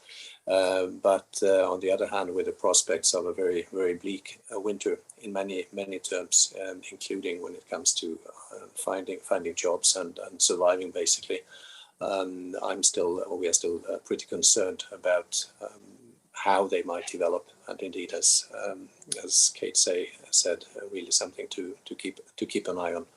But again, with the problem that we don't have eyes on the ground. And I would say just one exception to that. If you're an Afghan Shia Muslim, particularly if you're Hazara, particularly living in Kabul or Nangarhar, ISKP is an absolute major threat at the moment. They have carried out massacres of civilians, including, targeting children. So I'd say that's the one exception where they are really a threat. We're going to reach the end of your session, but Thomas, you just put something on the table that I have to react to. Joseph Borrell recently said that there could be a possibility to reestablish a minimum EU presence on the ground in Kabul. Is that something that's being looked at? I think there's a humanitarian, of course, for humanitarian coordination that's necessary. Can it go beyond that? And I should add that Mr. Borrell emphasized that it was not about recognition. It was more about operational engagement to be able to basically put in place programs that need to be funded there. Thank you. Yes, we have, as you may know, we have opened again an office, although we are currently do not have our own premises, but we have our humanitarian staff, including international staff, working again from Kabul. And we are exploring whether we can also establish a minimal presence on the ground going beyond humanitarian. And that could include focusing on safe passage, focusing on sustaining and supporting the humanitarian and the humanitarian plus operations. And I think that would be the main purpose. We cannot really go into details. We are exploring the options, but I think it's a fair assumption that decisions will be taken within the next 2 weeks. All right, thank you. We look forward to that. I think we've run out of time. I'm looking at the watch. So I'm going to close this session. Thank you very much to all three of you for this very interesting discussion. And I'm sure we'll have the opportunity to discuss these issues again because, as the international community in the EU continue to grapple with these questions. Thank you to our audience for tuning in. I just want to mention again, I think Graham mentioned it earlier, but we will soon be publishing reports, quite detailed report on these issues, focusing specifically on how international actors can support Afghans and help avert the collapse of the Afghan state that we are currently witnessing. So if you're interested in this topic, please do watch out for that. And in the meantime, do stay tuned for our next policy dialogue discussion. The next one will be coming up in about 15 minutes on the same link to discuss the Horn of Africa's compounding crises. Thanks again to everyone and goodbye. Thanks everyone, bye.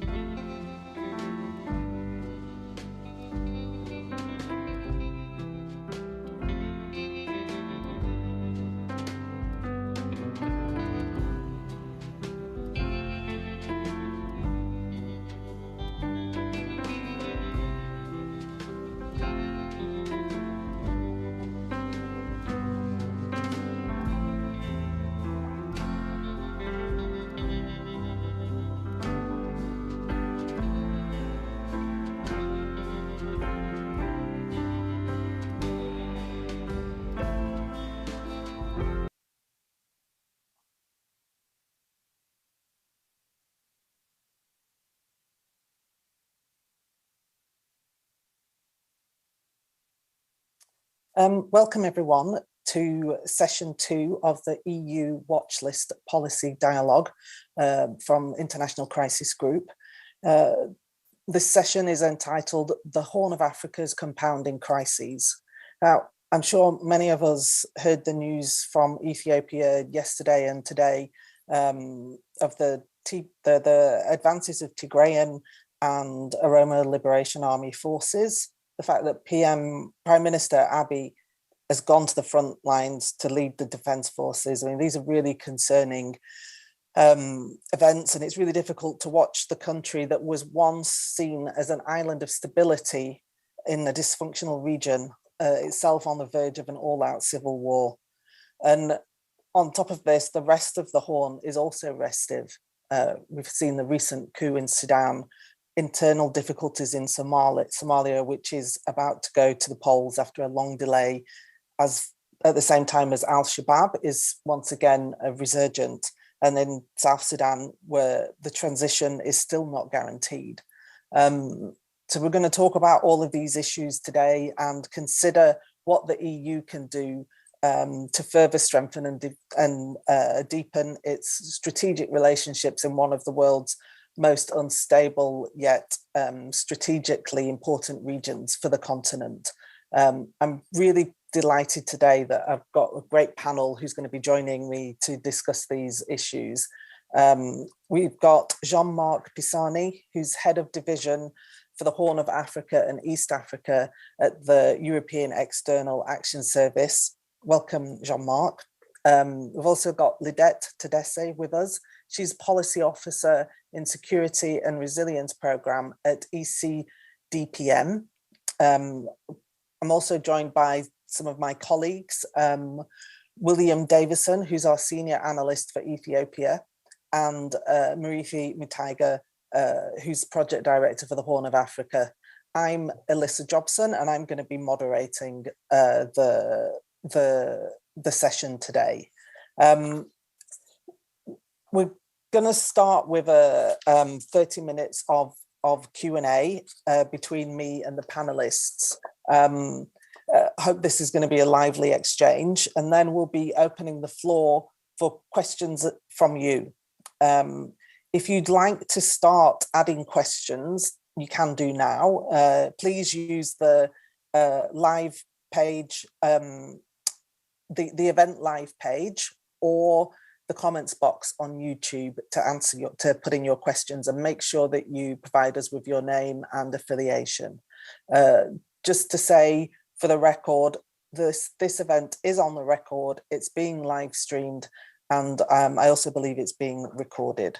So I'm going to start by asking Marithi to give us a sort of bit of an overview on where we are in the Horn at the moment, particularly, you know, how have recent developments in the Horn, especially the military coup in Sudan and the worsening war in Ethiopia, how have they affected the stability in the region? Yeah, no, thanks, Alyssa, and welcome everybody. I would say yes, of course, this is a period of considerable turmoil in the region. But I think one of the striking differences between the transitions we've seen in the region in recent years and what we saw in 1991 and 1989 in Ethiopia and Sudan respectively was that in the early 90s, there was a clear victor by one side. You know, there was a clear military victory. And in the case of Sudan, you saw a coup where the Islamists essentially, divided though they were, became very ascendant. I think in 2018 and of course in 2019, what we saw were incomplete transitions. We were all very happy and perhaps too optimistic because they were relatively peaceful. But of course, that meant that they remained very contested. And they remained contested in a place where there was a deficit of trust between and among leaders, both regionally, but also internally.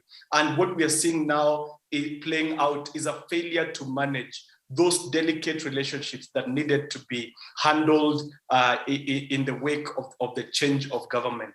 I would say that The coup in Sudan just represented a manifestation of the fact that actors in that transition cannot agree on the best way that all their interests can be protected. One significant difference between now and 91 and 89 is that we live in a more multipolar world. And so actors in the region feel a greater capacity to act in ways that don't show restraint because they feel they can pick and choose partners that will back them up. I think it's encouraging to a certain degree that Sudan has not completely tipped into all-out turmoil. What the agreement that was reached the other day is deeply unsatisfactory, still leaves the military in the saddle seat, but at least it was a manifestation of a capacity to do high politics. They were able to negotiate. It was mostly a Sudanese brokered deal, and while imperfect, there's still some scope, perhaps with some support externally, including, as we had hoped from the start, from the African Union and others, to try and build and restore trust among the actors. I think the tragedy of what we've witnessed in Ethiopia over the last couple of years has been an incapacity for internal dialogue, a determination in keeping with Ethiopian history to try and dominate between one side or the other, rather than accommodate. I think even at this late stage, one hopes that the actors will recognize that there's no sustainable path to peace that doesn't involve negotiation. Obviously, it's a time of considerable anxiety. And even at this stage, again, one hopes that they can at least pull back and try and seek a negotiated solution. Thanks, Marithi. And I mean, what do you think are the dangers of spillover, especially from the Ethiopian conflict? Now, how is it going to affect the rest of the region, and what are going to be the sort of strongest destabilizing effects? Ethiopia historically has been an exporter of peace to the region and much of the world. It's one of the biggest contributors to peacekeeping missions around the world. It's a pivotal state. It's the second most populous country on the continent. It shares a border with virtually every country in the region of Bloc IGAD, apart from Uganda. It's obviously also culturally important, but it shares peoples. You know, there are a million Orma speaking people in Kenya, for example. And so I think the consequences of potential state failure in Ethiopia are unthinkable. It would create a vacuum of governance. That vacuum might be exploited, including by non-state actors. It might create massive population movements at a time when economies are already very stressed in the wake of COVID. It might mean a country that is awash in arms, partly a Cold War legacy, might lose control of some of this armament. We've seen this conflict, for example, has been marked by an alarming weakening of the Ethiopian National Defense Forces, a spillover of weapons, and that could be exploited by multiple actors. And so really, this is a moment, while this has been a really horrific, difficult conflict internally, I think it could get worse. And I think, people say that this is not 1991, but people forget sometimes that even in the 90s, we saw insurgencies in Ethiopia that cost tens of thousands of lives with a very strong state at that time.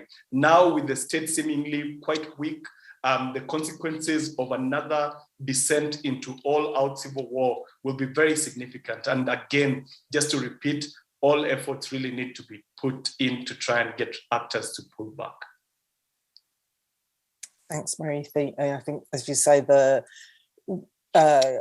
getting a ceasefire and having a national dialogue is going to be really important. So, Lidette, I wanted to ask you in relation to that, what's the role for the African Union in this context in the region? And in particular, how can the newly appointed African Union High Representative for the Horn of Africa, Olusegun Obasanjo, play a constructive resolve in resolving some of the many crises that we see in the Horn? Thanks, Elisa. So with regards to Olusegun Obasanjo, I think at the get-go there were ambivalent responses from the conflicting parties, and both of them were also ambivalent on the conditions or preconditions under which they would be able to or willing to negotiate. So from the side of the TPLF, this came because they questioned the role of the AU itself, and saying that the AU sides with the federal government, while the idea of negotiating with TPLF, particularly because TPLF has been on the offensive since June and has occupied some territories outside of Tigray and neighboring regions, has been particularly sensitive and unacceptable for the federal government. And TPLF is also a designated terrorist organization in Ethiopia, and all of these things have complicated from the side of the government to openly agree to sit for negotiations. However, so this was at the get-go, but in the past month, at least, we thought we had seen some developments because both actors, both sides have at least welcomed Obasanjo and spoken to him. However, we also know that both parties seem to think, as Murthy mentioned, that they need to have a military upper hand before they can seriously consider political settlement. So for TPLF, this has been getting closer to Addis Ababa and then threatening to march all the way through, and then also attempting to take some parts of the Ethio-Djibouti railway in order to coerce or in order to have a military upper hand in this negotiation. Whereas for the federal government, the aim has been to route TPLF forces back into Tigray, and then maybe have a political discussion there. So, and as you have mentioned, the Prime Minister and other renowned individuals have now gone to the war front, saying that they need to defend the country as TPLF announces its advances or announces its willingness to go all the way to Addis Ababa. So overall, I think for both parties, indeed, there is an assumption that one can have military upper hand over the other, and perhaps also military superiority over the other. So this idea of maybe having like a very clear military victory, I think that perception or that analysis is still present on both sides. But if that's not achievable, then what they would like to do is have military upper hand and then use that to negotiate better and to have their preconditions addressed in that negotiation. So presumably it will be difficult for former President Obasanjo to sort of act as a mediator in this role, in this situation. I mean, what about the regional organization IGAD? Does it have a role in the various crises that the region is facing at the moment? Yeah, so the thing with IGAD is it's an organization that's currently facing both structural and institutional issues, including its legitimacy. To begin with, the current chairperson, Prime Minister Abdallah Hamdok, he's a person whose power at home, I mean, he has so many things to sort at home, but his power at home is also undermined by the military wing of the Sovereign Council. And, so he's not in a position really to play an active role. And this is also not, in addition to the fact that Ethiopia and Sudan themselves have a border conflict going on. So, anticipating an active Sudanese role in mediation or political agreement would be highly questionable. And then secondly, we also have to look back into IGAD's history. In a sense, IGAD was an organization that pre-2018 was very active in political settlements, and it was a politically oriented regional organization, and one that was highly supported by Ethiopia. And at that time, because the security apparatus in Ethiopia was highly dominated by TPLF, there is a sense that IGAD is too close to TPLF and too close for comfort for the federal government in particular. So since 2018, this new Ethiopian government or new administration has not been very fond of IGAD, let's say. So IGAD at this point doesn't really have the support of the Ethiopian government as it used to, but neither does it also have a very strong support from the other regions in the country. And mind you, some of these countries themselves are struggling internally. So in a way, IGAD is not, doesn't have the political and then also institutional capabilities that would be needed to push things forward, unfortunately. Thanks for those insights, Lidette. I'd like to turn now to Jean-Marc and talk a little bit about ask a little bit about the EU strategy for the Horn, which was adopted in May this year and has made that region a geostrategic priority for the Union. The strategy aims to reinforce democracy, peace, and security. And as we've heard from both Lidette and from Marithi about the situation in the region currently, I mean, this is very ambitious and also going to be a very difficult task. How is the EU adjusting to the most recent developments in the Horn, in light of the strategy that it adopted in May this year? Thanks. Thank you very much, and thank you very much for your kind invitation to participate in this exchange. And that's true that the EU had a high level of ambition on this region, and this is the reason why it adopted this EU strategy for the Horn in April. And I must say that although the recent developments on the volatile context of many countries in the region are putting this strategy in difficulty, our long-term objectives remain the same. You alluded to it, and the first objective of the strategy is to support the political and the economic transition in Ethiopia and in Sudan, both for political and first and foremost for political reasons. As expressed by one of the previous speakers, Ethiopia is a really important country in the region, second most populated country in Africa, an exporter of peace and stability, and was considered until very recently as an anchor of stability in the Horn. This is the reason why, since the beginning of the crisis, or the manifestation of the crisis, I would say early November, the EU remained very much committed and still is extremely committed to diplomatic efforts on negotiated solutions to de-escalate the situation.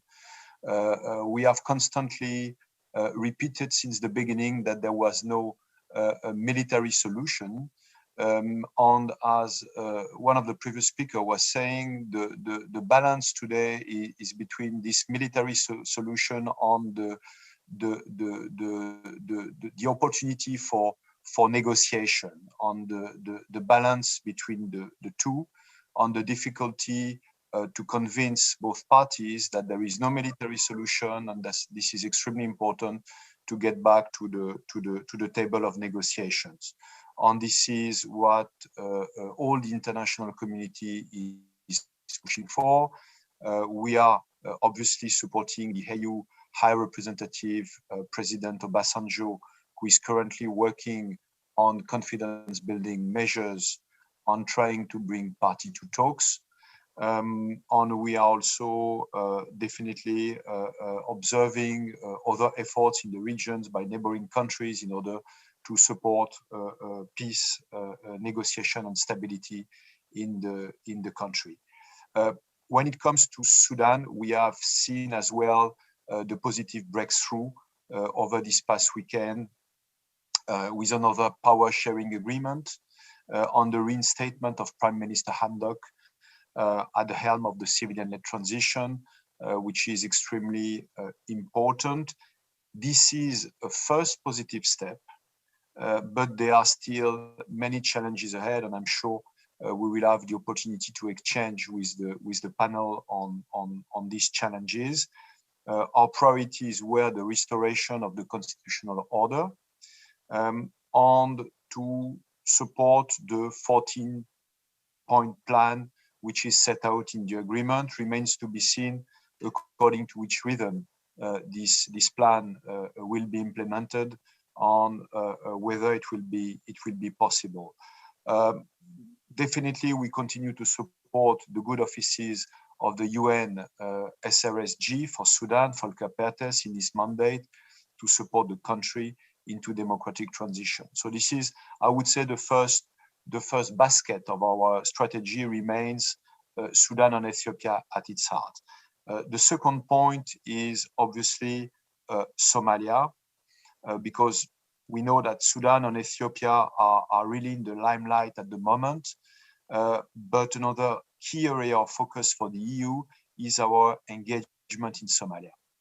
And we are committed to continue supporting Somalia's reform on reconciliation agenda, while the federal and the regional governments are trying to step up efforts in order to achieve some kind of consensus as inclusively as possible, but a lot of challenges remain, as you know.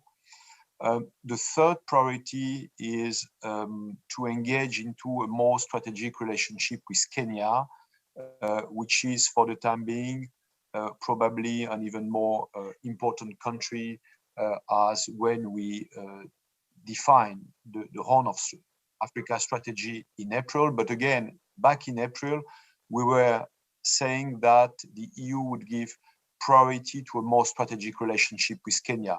So we are really sticking to this element already evoked in April, notably on peace and security, democracy, trade and investment, climate change, governance and human rights. Kenya has a strong potential for enhancing the regional stability and for a constructive role in peace and security.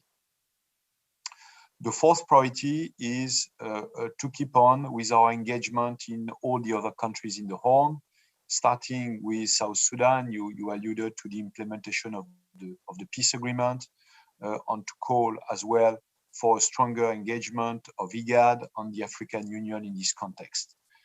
For South Sudan, the fight against corruption and illicit financial flows will remain important priorities there.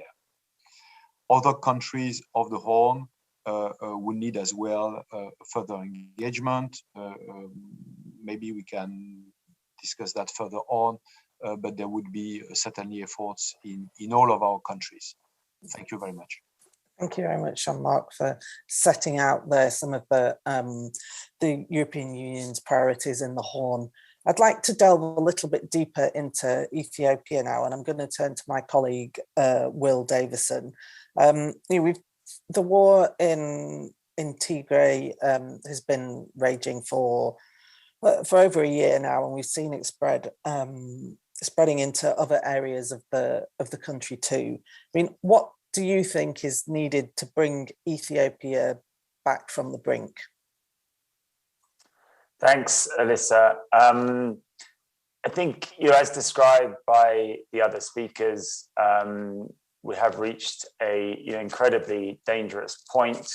I think while we've seen a significant increase in the diplomatic activity, which reflects that seriousness and urgency of the situation, as described by the deck, there is now the difficulty of reaching a point where all the various parties in this conflict decide to try and reach some form of negotiated settlement. Now, as you mentioned in your question, the war has very much spread outside of Tigray now, and actually, apart from the occasional airstrike, there is no active fighting inside Tigray, and partly this reflects the sort of current status of the conflict, which is leading partly to the difficulty in any of these sort of mediation efforts being successful. The point here is that the Tigray leadership after believing that they suffered, illegitimate, illegal intervention that was, designed to essentially destroy Tigrayan society. I mean, that's their belief. They have been on the offensive as a result of that since July, with the more specific aims of overcoming what, again, they perceive as a federal siege on the region that cuts off aid and cuts off services. They also want to take back the territory in Western Tigray that they lost to Amhara region at the beginning of the war. And that's an area which is also patrolled by Ethiopian federal and Eritrean troops. Then there's sort of broader concerns amongst that leadership relating to sort of Tigray's security generally. Now, when you match those concerns and essentially the sort of justifications given by the Tigray leadership for the offensive with the battlefield situation, it means we have a very serious problem on our hands. Because since July, although by no means successful on all of the various fronts they opened up, so potentially to reclaim Western Tigray, sort of going towards the southwest, towards Gondar, and also east into Afar. By no means successful on all of those fronts, but they have been very successful relatively, heading through eastern Amhara, the Wollo area, and have now reached a point around 200 kilometers from Addis. The upshot of this is that, on top of these very demanding demands, when viewed from Addis, that the Tigray leaders have, they now believe that they are in a military position to enforce them, essentially.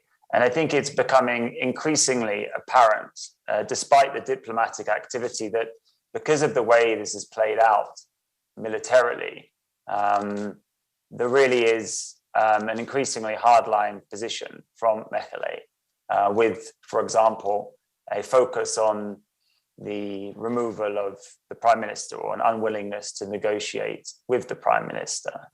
When it comes to, when we sort of feed that back into the diplomatic situation, let's say, or the efforts to get negotiations going, well, President Obasanjo and Ambassador Feltman, also Kenya's president, and Martin Griffiths from UN OCHA, I mean, they're focused on things like trying to improve the humanitarian access to Tigray by achieving a greater flow of trucks. The federal government has made some concessions in this area. I mean, essentially, the federal government has the ability to regulate the amount of aid that's going into Tigray. So you get these sort of diplomatic entreaties, but the response, or any positive response from the federal government in terms of letting some trucks travel, is incredibly insufficient when matched up against the Tigrayan demands. And indeed, one consequence of the belief from the Tigray leadership that they have significant military ascendancy is that they are increasingly vocal that the issue of unhindered humanitarian access and the restoration of federally provided services to Tigray, which obviously vitally important for livelihoods, as well as many humanitarian operations, particularly banking. These are not on the table to be traded as far as the leadership is concerned in Mekele. These are obligations under international humanitarian law. So you can see how insufficient a permission granted at the federal level for tens of extra trucks to be allowed to go to Tigray when 100 trucks are estimated to be needed per day. There's a huge mismatch, unfortunately, between what successes are coming from the diplomatic process, what the federal government is willing to sort of accede to, and then how that's responded to by the Tigray leadership. Now, in reality, it'll be interesting to hear the other panelists' views. Our general understanding of the situation is that because of this military balance of power with a significant advantage for the Tigray forces and forces which are prepared to head to Addis Ababa in partnership with the Oromo Liberation Army and overthrow the federal government. Because of the seriousness of that and the military situation, we think that a real change in approach is needed from the federal government, with the very first step being going all out to prevent the spread of famine conditions in Tigray, a complete concerted facilitation of aid along the single road corridor that exists, allowing cross-line operations. So aid can be delivered by agencies from TDF-held areas, and then also political and legal steps that are needed to restore those federally provided services to Tigray. Unfortunately, that would probably prove insufficient, and therefore maybe to sort of stop the rot here, to build some confidence and perhaps to get the Tigray leadership to show restraint, to halt their advance towards Addis Ababa. It seems that some sort of political gesture is needed. And one of the things that's been demanded by the Tigray leadership just before the outset of the war, since Ethiopia's transition really started to go wrong in the summer of last year, is the arrest of prominent jailed political leaders. Now, if we did see that sort of action from Addis, which, I have to be clear, you've made it clear by mentioning the march to the front lines by the leadership. But if we saw that type of action, a real effort to help alleviate the humanitarian situation in Tigray and other affected areas, combined with a comprehensive political amnesty. So the federal leadership is saying, we recognize that this transition has gone wrong. We recognize the efforts to exclude our opponents have led only to armed rebellion. We are making a sincere effort to reset the transition. That seems like the credible way to try and get those armed forces to show some restraint, and then hopefully build from that in terms of not just a cessation of hostilities, but a political process and the beginning of negotiations of some form of permanent ceasefire. Thanks, Will. I wanted to ask you a little bit about the regional response. In particular, Jean-Marc mentioned earlier about Kenya and how the EU was beginning to sort of see Kenya as a sort of its role in the region as a sort of broker for peace. And I wondered if you could, as I say, talk a little bit about the regional response, and maybe especially about the role that President Kenyatta has played in mediation so far. I think to sort of set the scene here, because of that demotion of the role of IGAD and the fact that IGAD was an Ethiopian and indeed something of a TPLF vehicle to manage regional peace and security, that has left something of a vacuum. And of course, I don't think this is just about a TPLF presence within IGAD. I think this is also about President Isaias's antipathy to IGAD and multilateralism in general, which has led to it playing a far less prominent role. When we combine that with the presence of the African Union headquarters in Addis Ababa, Ethiopia's overall clout and the way the federal government set about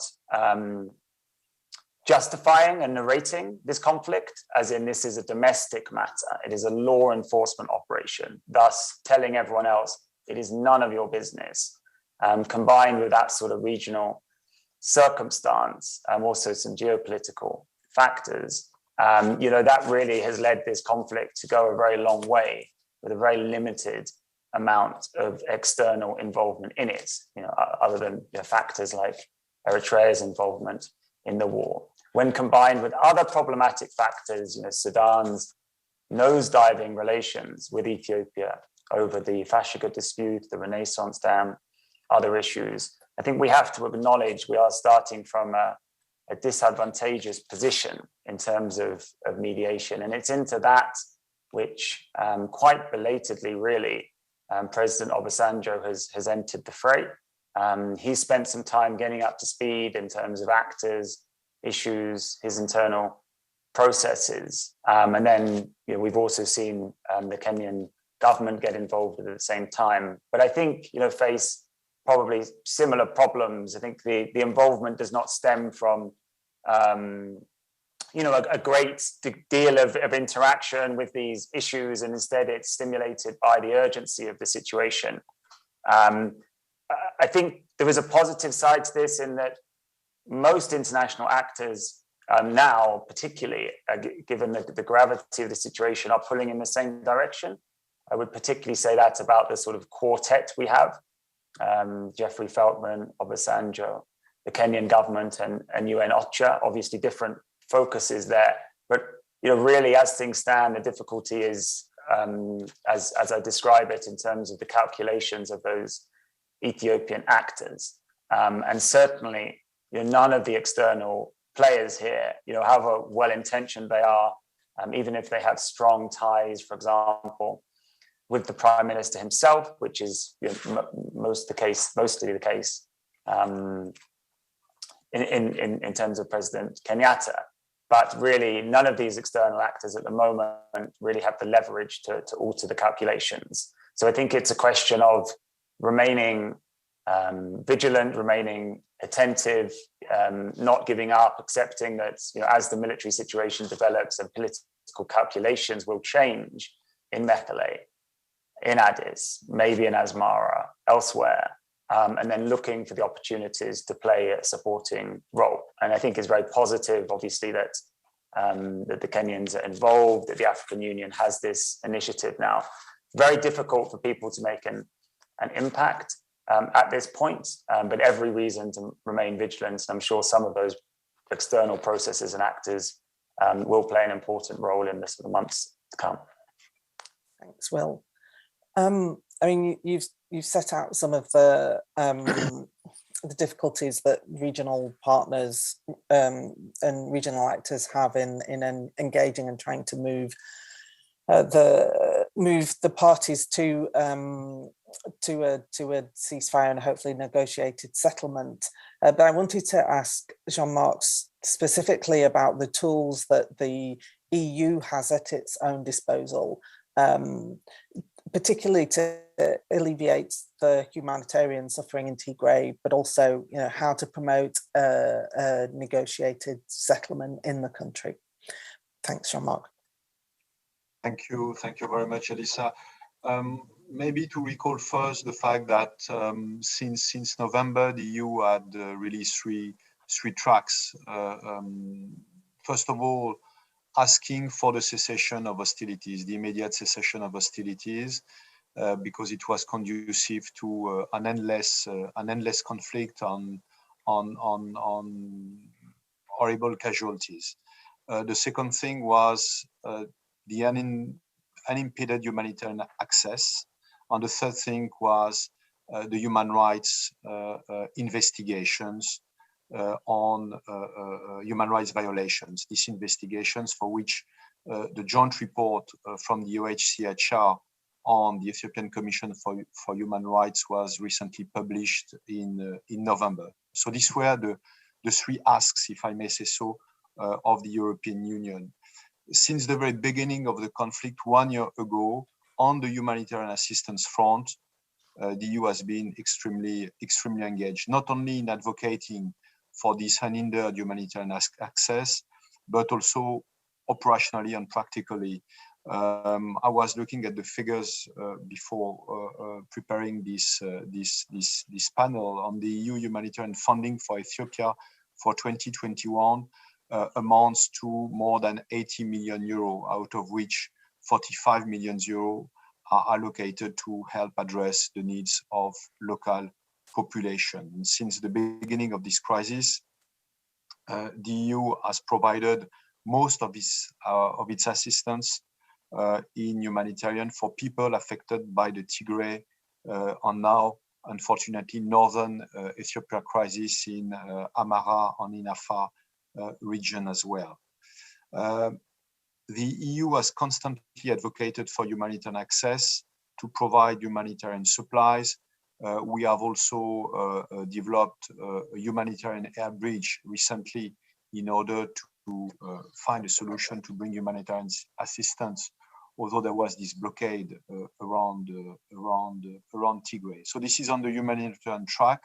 We have been very vocal, and Will was alluding to the coordination with OCHA, to which we are actively participating amongst with other donors. From the political and diplomatic perspective as well, the EU has been extremely committed since the beginning of this conflict in advocating for an immediate ceasefire, followed by negotiated solutions and for reconciliation efforts. This was our mantra since November. In January, the High Representative, Josep Borrell, requested the Foreign Minister of Finland, Mr. Pekka Haavisto, to conduct a diplomatic outreach in the region, in Ethiopia, but also in Sudan, to focus on the dire situation in Tigray, on its regional implications. And Foreign Minister Haavisto visited the region, you remember, both in February, but also in April, including in Mekele at that time. Since then, the new European Union Special Representative, Dr. Annette Weber, has carried out several visits in the region in close cooperation with the African Union High Representative Obasanjo and the US Special Envoy Jeff Pellman. We also, as you were underlining, very much praise the efforts of President Kenyatta to try to bring parties of the conflict to the talks. Our belief is that only through joint and coordinated messages, required results will be achieved. Our common strategic and political goal remains the unity and stability of Ethiopia. And given the recent escalation of the conflict, we should do our utmost to bring warring party to talks. We understand that confidence building measures are starting, or at least there are discussion. What is missing is probably the political will of the party to stop the military activities and to engage into a real negotiation. So there is this duality of approach between the military possible winning and the negotiation, for which could be built around the fact that the move from TPLF should stop, and on the other side, the blockade, the humanitarian blockade from Tigray should also stop. So this is more or less the difficulty to achieve for both warring parties. Over to you. Thanks, Jean-Marc. And I'd now like to ask Lidette if she could perhaps give us an evaluation of her evaluation of the response of the international community to the conflict in Ethiopia. And in particular, I don't know whether you think there's more that the international community could be doing. I think it's more a question of should the international community be doing differently? So not necessarily more, but maybe differently.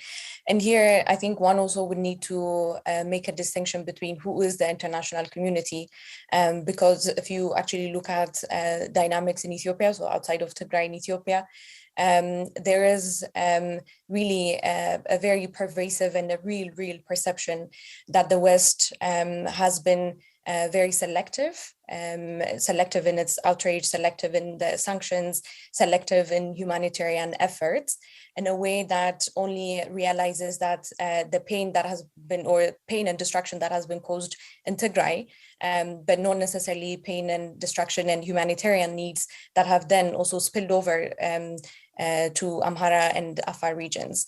There's also a very wide perception that the sanctions that have been put in place hurt the federal government and hurt people in the rest of Ethiopia, but do not necessarily hurt TPLF where it hurts the most. So some people, for example, asking why haven't they put in place things around assets freeze that would also target some TPLF officials who are suspected of having, having migrated some of their capital and things like that. And in the same way, there is also a perception that even when the international community, say the EU, or when the US also denounces some acts that have been committed by TPLF, it's a one-time off thing and not consistent enough as it was when the federal forces were on the offensive. So in the early November, when the federal forces were on the offensive. So people sort of make an analysis of how often, in what circumstances, what wordings were used when statements were issued by the US and the EU with regards to alleged atrocities committed by Eritrean forces or Ethiopian forces during the war in Tigray, versus what kind of statements, with what wordings, when, how consistently same statements were issued once TPLF became on the offensive. And unfortunately, at this point, we have a population that is so radicalized, and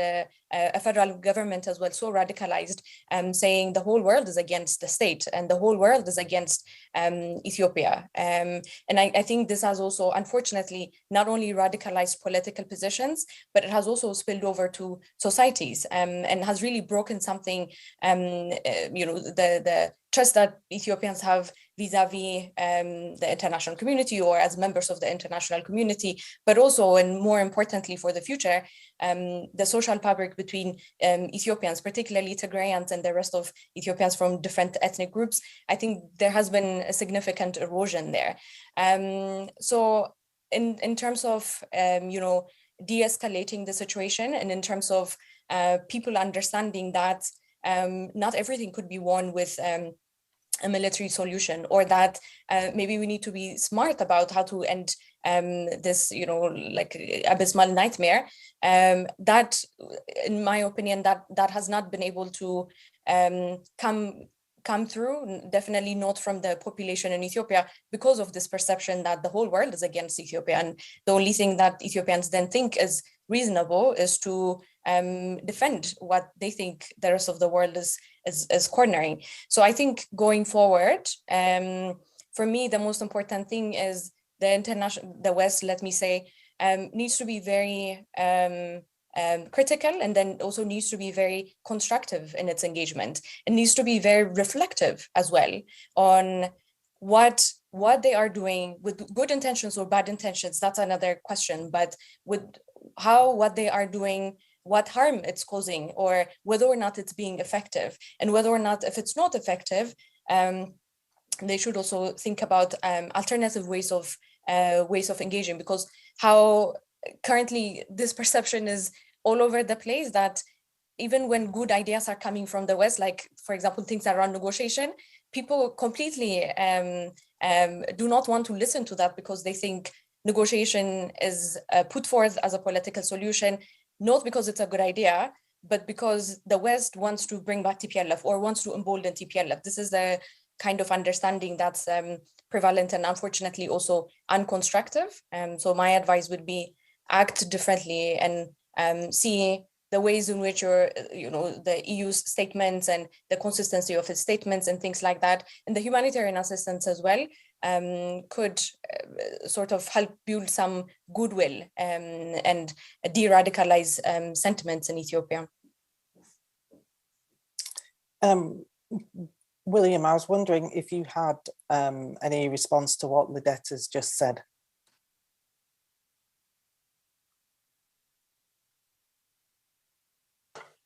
Sure, sorry about that. Sure, I mean, I think it's just incredibly important to hear these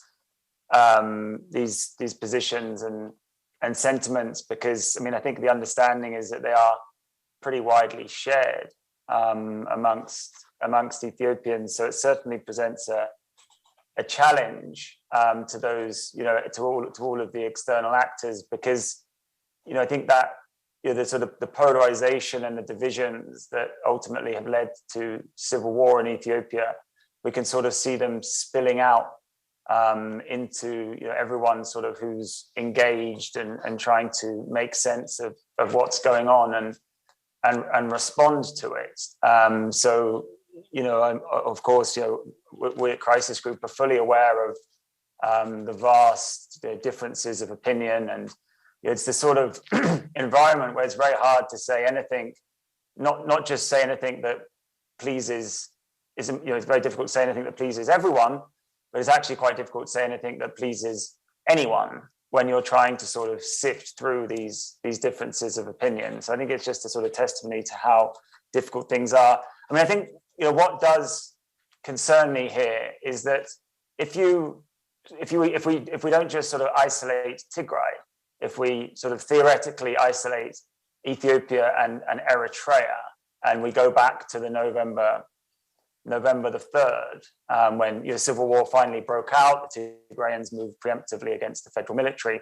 Well, then we had the effort by the federal government and allies to intervene, to remove the government. We had a blockade on Tigray. We had the removal of the government in Tigray against the will of the government, obviously, and the imposition of a federal government. We had Amhara region take over what they saw as their land in Western Tigray. Eritrea's army come in and assist the federal military and also engage in all sorts of atrocities. Now, it was in response to that that a Tigray popular resistance built up, something largely commanded by this TPLF leadership. That occurred as an Ethiopian and Eritrean matter. And I think, international knowledge was very limited in the first couple of months of the war. If anything, there was, tacit support from some powerful actors, I think, for the federal effort to remove the TPLF from power. But then, of course, the concerns about humanitarian situation, human rights abuses, and the ongoing conflict and the destabilization of it, they grew. But it was the Tigrayan resistance to what they experienced that led to the events of June, the removal of the federal military. And it was the Tigrayan demands with regards to humanitarian access, restoration of services, restoration of territory to pre-war borders, and issues around Tigrayan security that have led to the offensive. Now, of course, there's been an international reaction to that, whether it's from the likes of ourselves, the likes of the European Union, the media, etc. And I think absolutely, people make mistakes, and the media often gets Ethiopia wrong. Maybe they don't talk about what the TPLF did when it was a preeminent federal power as much as people like, etc., etc. But to my understanding, that does not change the calculations which has led Ethiopian political elites to disagree with each other to the extent that we're on the verge of potential state collapse here. So I do understand the anger at some of the misrepresentation and some of the perceptions of bias. I've been saying that the support for unhindered humanitarian access to Tigray and for inclusive dialogue, which is a standard Western position, well, that's also a TPLF position. But that's not support for the TPLF, that's alignment with the TPLF. So I think there's been a sort of misperception also from Ethiopia about the international community's positioning here. And ultimately, I think there's a degree of an unhealthy externalization of the Ethiopian political problems that have led to the civil war. And I think it's refocusing on Ethiopia's divisions that are the way out of this by Ethiopians. Thanks, Will. I'd like to turn now to Sudan, but before I do that, I just want to remind the audience that we will be opening for questions, and we haven't had any come in so far. You can add your questions to the Q&A on the live page or as a comment on YouTube. So just a reminder that if you have questions for any of our panelists, please do use the Q&A on the live page or the comments box on YouTube. So turning to Sudan, I wanted to ask Marithi to give his assessment of where we are currently in Sudan and what the new agreement means in terms of the transition process that we were embarked on, and in particular, what role do you think the EU can play in this context? Yeah, no, of course, we have to remember that the military in particular was a very reluctant participant in this civilian military alliance. It only was forced into it by the very strong international revulsion to the 3rd of June massacre, when they killed dozens, possibly, more than 100 protesters encamped near the military headquarters. So the military was always playing a waiting game. It took part extremely reluctantly. And what we've seen in the last couple of days was an assertion of its power in a very cynical fashion. I think, as I said at the top, there's still something to be salvaged. It would have been the end of the road if they had, for example, appointed a new prime minister and just closed the door to any negotiations. I think Prime Minister Hamdok now is in a very interesting position. He started off, to be frank, quite unpopular. The civilians had not really delivered much on the economic front. They were enacting very painful reforms which are necessary, but obviously were causing considerable pain in people's pockets, and they had been seen as fairly lethargic. Hamdok then became a hero of the street by refusing to go along with the demands of the military that he supports the coup, but now finds himself in the ambiguous position where he has become the embodiment of both the street's hopes, but also its frustrations that he's agreed to negotiate. I would say that I have some sympathy for his position. I think we always have to remember that change comes incrementally. My Ethiopian friends look back with a lot of real full reflection on 2005, and maybe that could have been a turning point where the opposition might have taken its positions in parliament and maybe fought for change from within. I would say that Sudan needs to make to avoid making the same mistake. I think they need to take part in intensive talks with the military to try and claw back the space for the civilians. I think a key test will be the appointment of Hamdok's new cabinet. Hamdok needs to be given sufficient space to do that. I think external actors, including the UN, the AU, the EU, and others, could do more to build trust, to try and build greater trust between the two sides. And finally, I think one of the failures in Sudan is, while there's been a lot of commitment to support the transition, I think the civilians were hamstrung by the fact that this support came very slowly. It did not result in any appreciable improvement in people's lives. And essentially, for example, the state sponsor of terrorism designation was kept on too long. And so the civilians had huge expectations from the public. They were not able to deliver on those. I think they are being given the capacity to deliver much more rapidly might put them in better position in a context where we have to acknowledge the military calls most of the shots. Thanks, Marifi. And I mean, you've mentioned there, the financial situation in Sudan, the dire financial situation there. And I wanted to ask Jean-Marc a question in relation to the EU's financial assistance, which I believe the EU is threatening to suspend if the constitutional order is not restored. Just wondered, Jean-Marc, how do you think that this can change the position of the military, and also what would the impacts be of this on the Sudanese population?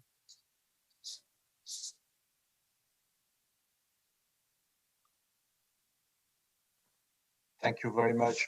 On the financial assistance, I must say that before the coup on the 25th of October, a lot had been done by the previous government led by the Prime Minister Hamdok in order to put back on track some kind of transparency into the budget of the states in order to deal with the issue of the exchange rate. So there were complicated reforms that have been successfully achieved. There was this issue about the debt arrears.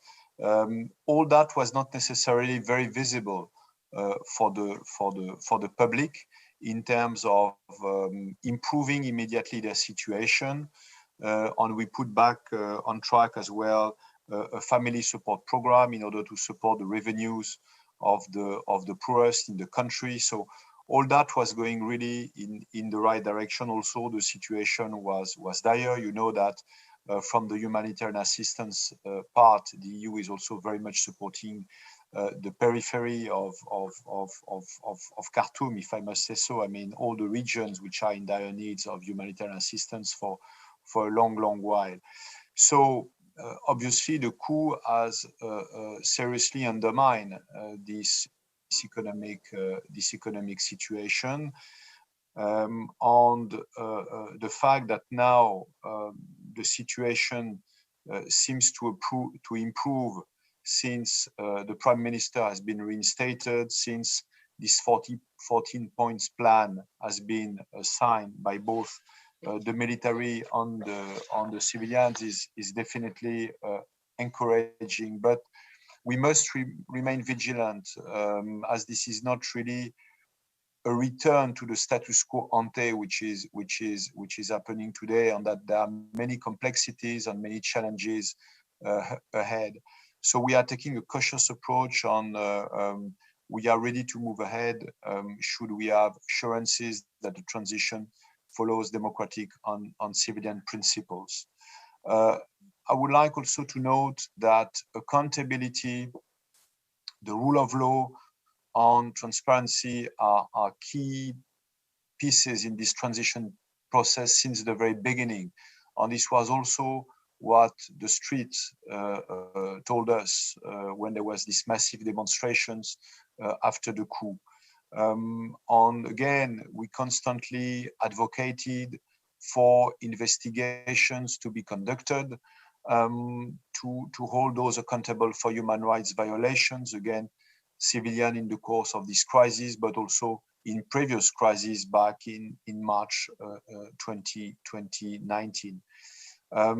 So finally, we are not alone. I mean, the UNOHCHR appointed as expert on human rights in Sudan, Adama Dieng, on the 12th of November.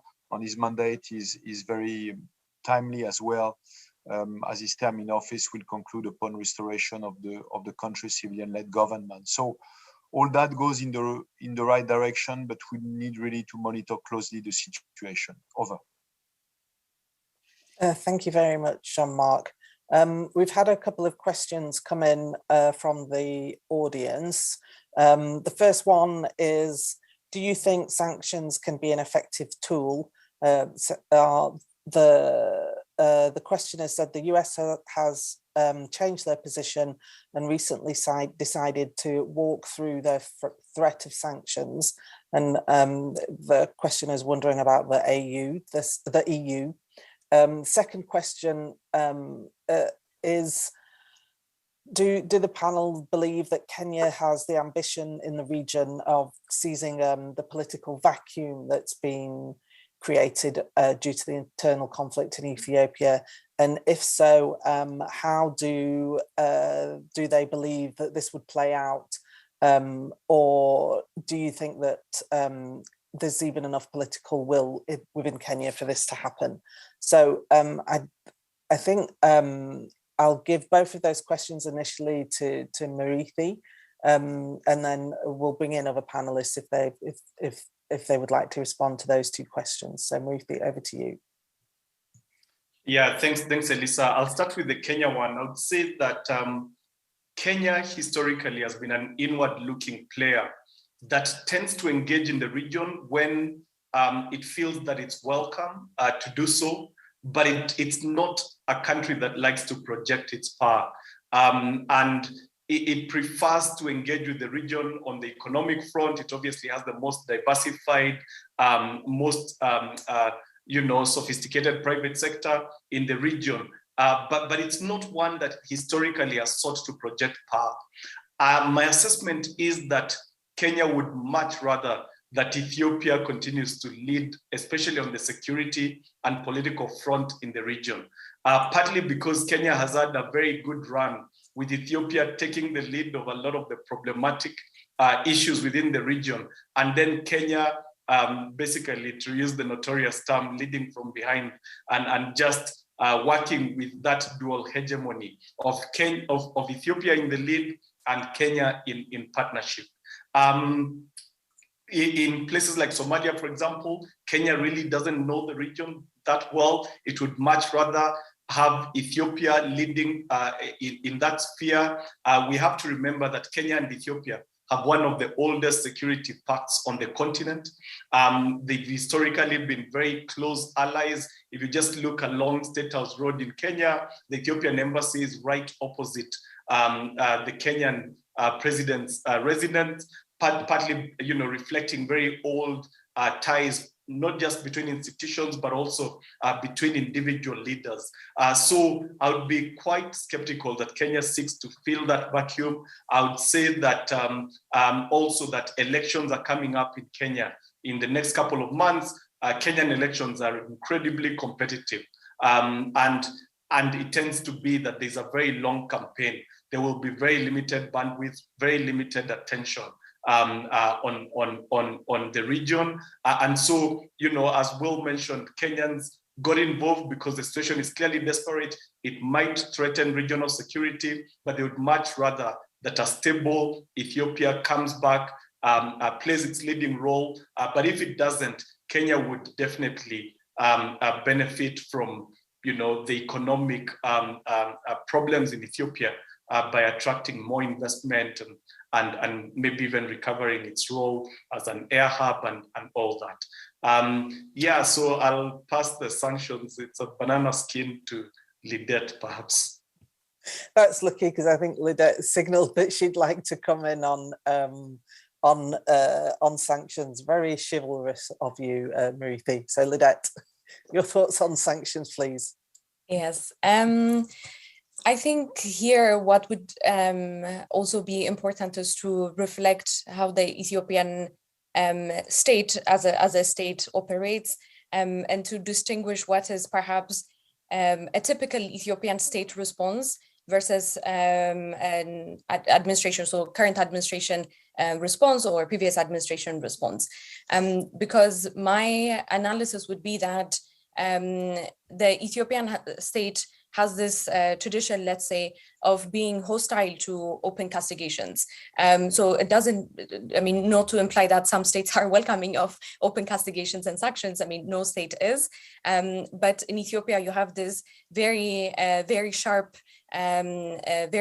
tendency to reject anything, and God forbid that that thing is coming from a Western actor that tries to point fingers at the government and openly castigate it, and then try to tell it what to do and what not to do. So this doesn't mean then there's no room for dialogue, or there's no room for serious and critical conversations as well. There is, and I think the EU knows this as well from previous experiences in post-2005 election fallout, how backdoor diplomacy and backdoor constructive engagement could equally work out. So I think because there is that history, I do question the extent to which sanctions could be worthwhile, or sanctions could be a useful political instrument. And then the second aspect is, when we talk about sanctions, and because this is a conflict in which there are two, if not more, parties, the expectation for concessions shouldn't be on the Ethiopian government only. So if we do feel the need to put in place sanctions, and I'm not really convinced that helps, but if they are imposed, then again they need to be imposed in a way hurts both actors, so including TPLF as well, the most. So both actors need to feel it. But at this point, because both entities are now sort of fighting for their own existence, let's say, I don't know to what extent they are incentivized to for the deterrent, like to respond to the deterrents that sanctions usually have. What is the consequence of not giving concessions for the Ethiopian state at this point? And what is also the consequence of not accepting the terms of, the demands from the international community or others for TPLF? At this point, the concessions that are asked are greater than the benefits they think they would receive if actors were to suspend sanctions at this point. So the incentives for people to follow through and to feel the pain of sanctions at this point, I personally don't see it, because both actors are really fighting for their existence, let's say. And then maybe if you allow me, Elisa, I wanted to say something about political solutions, because if we, aside from sanctions, the other thing that, everyone is at least trying to work out at this point is a political solution. And Will has sort of alluded to this earlier, but I just wanted to make a different contribution there. One is that, when we come to political solutions, both of us have discussed, or all of us have discussed, that at this point, both parties are trying to achieve some sort of military superiority. But I think there's also this political question that we need to ask, that considering that TPLF was a dominant political force in Ethiopia, and by virtue of having been, at the helm of the Ethiopian state, also, a significant political actor in the whole region, what kind of political solution would it be able, or would it be willing to accept less of, its former position?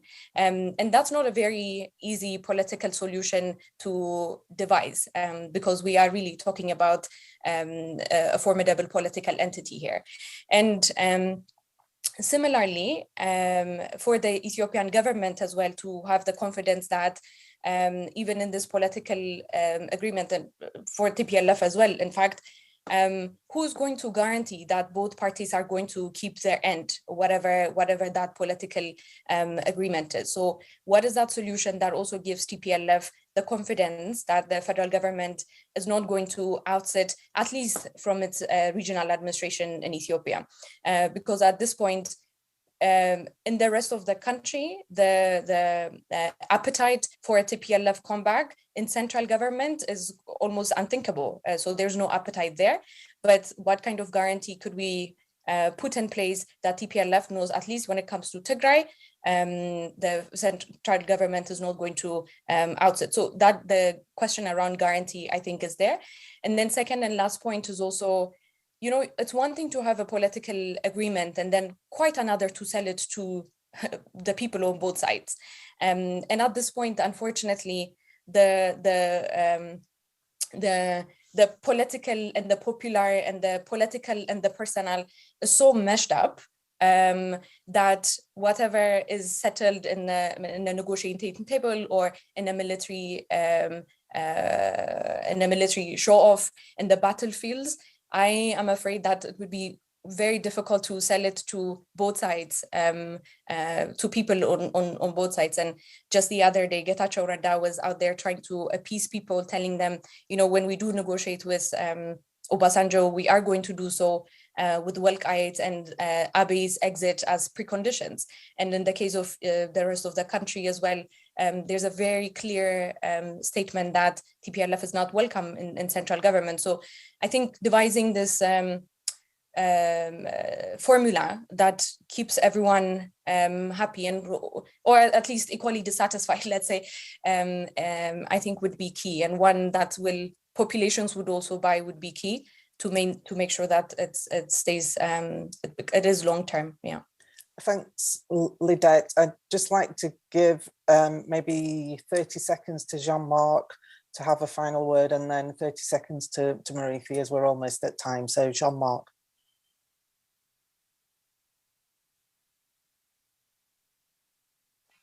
Well, thank you very much, Lisa. Just to underline how important today it is to continue or to renew our engagement for peace, on stability in the region, in the countries the most affected by the conflicts and the volatility of the situation, in order to give to the region a chance to move towards a better economic situation for their population. I think this is essential.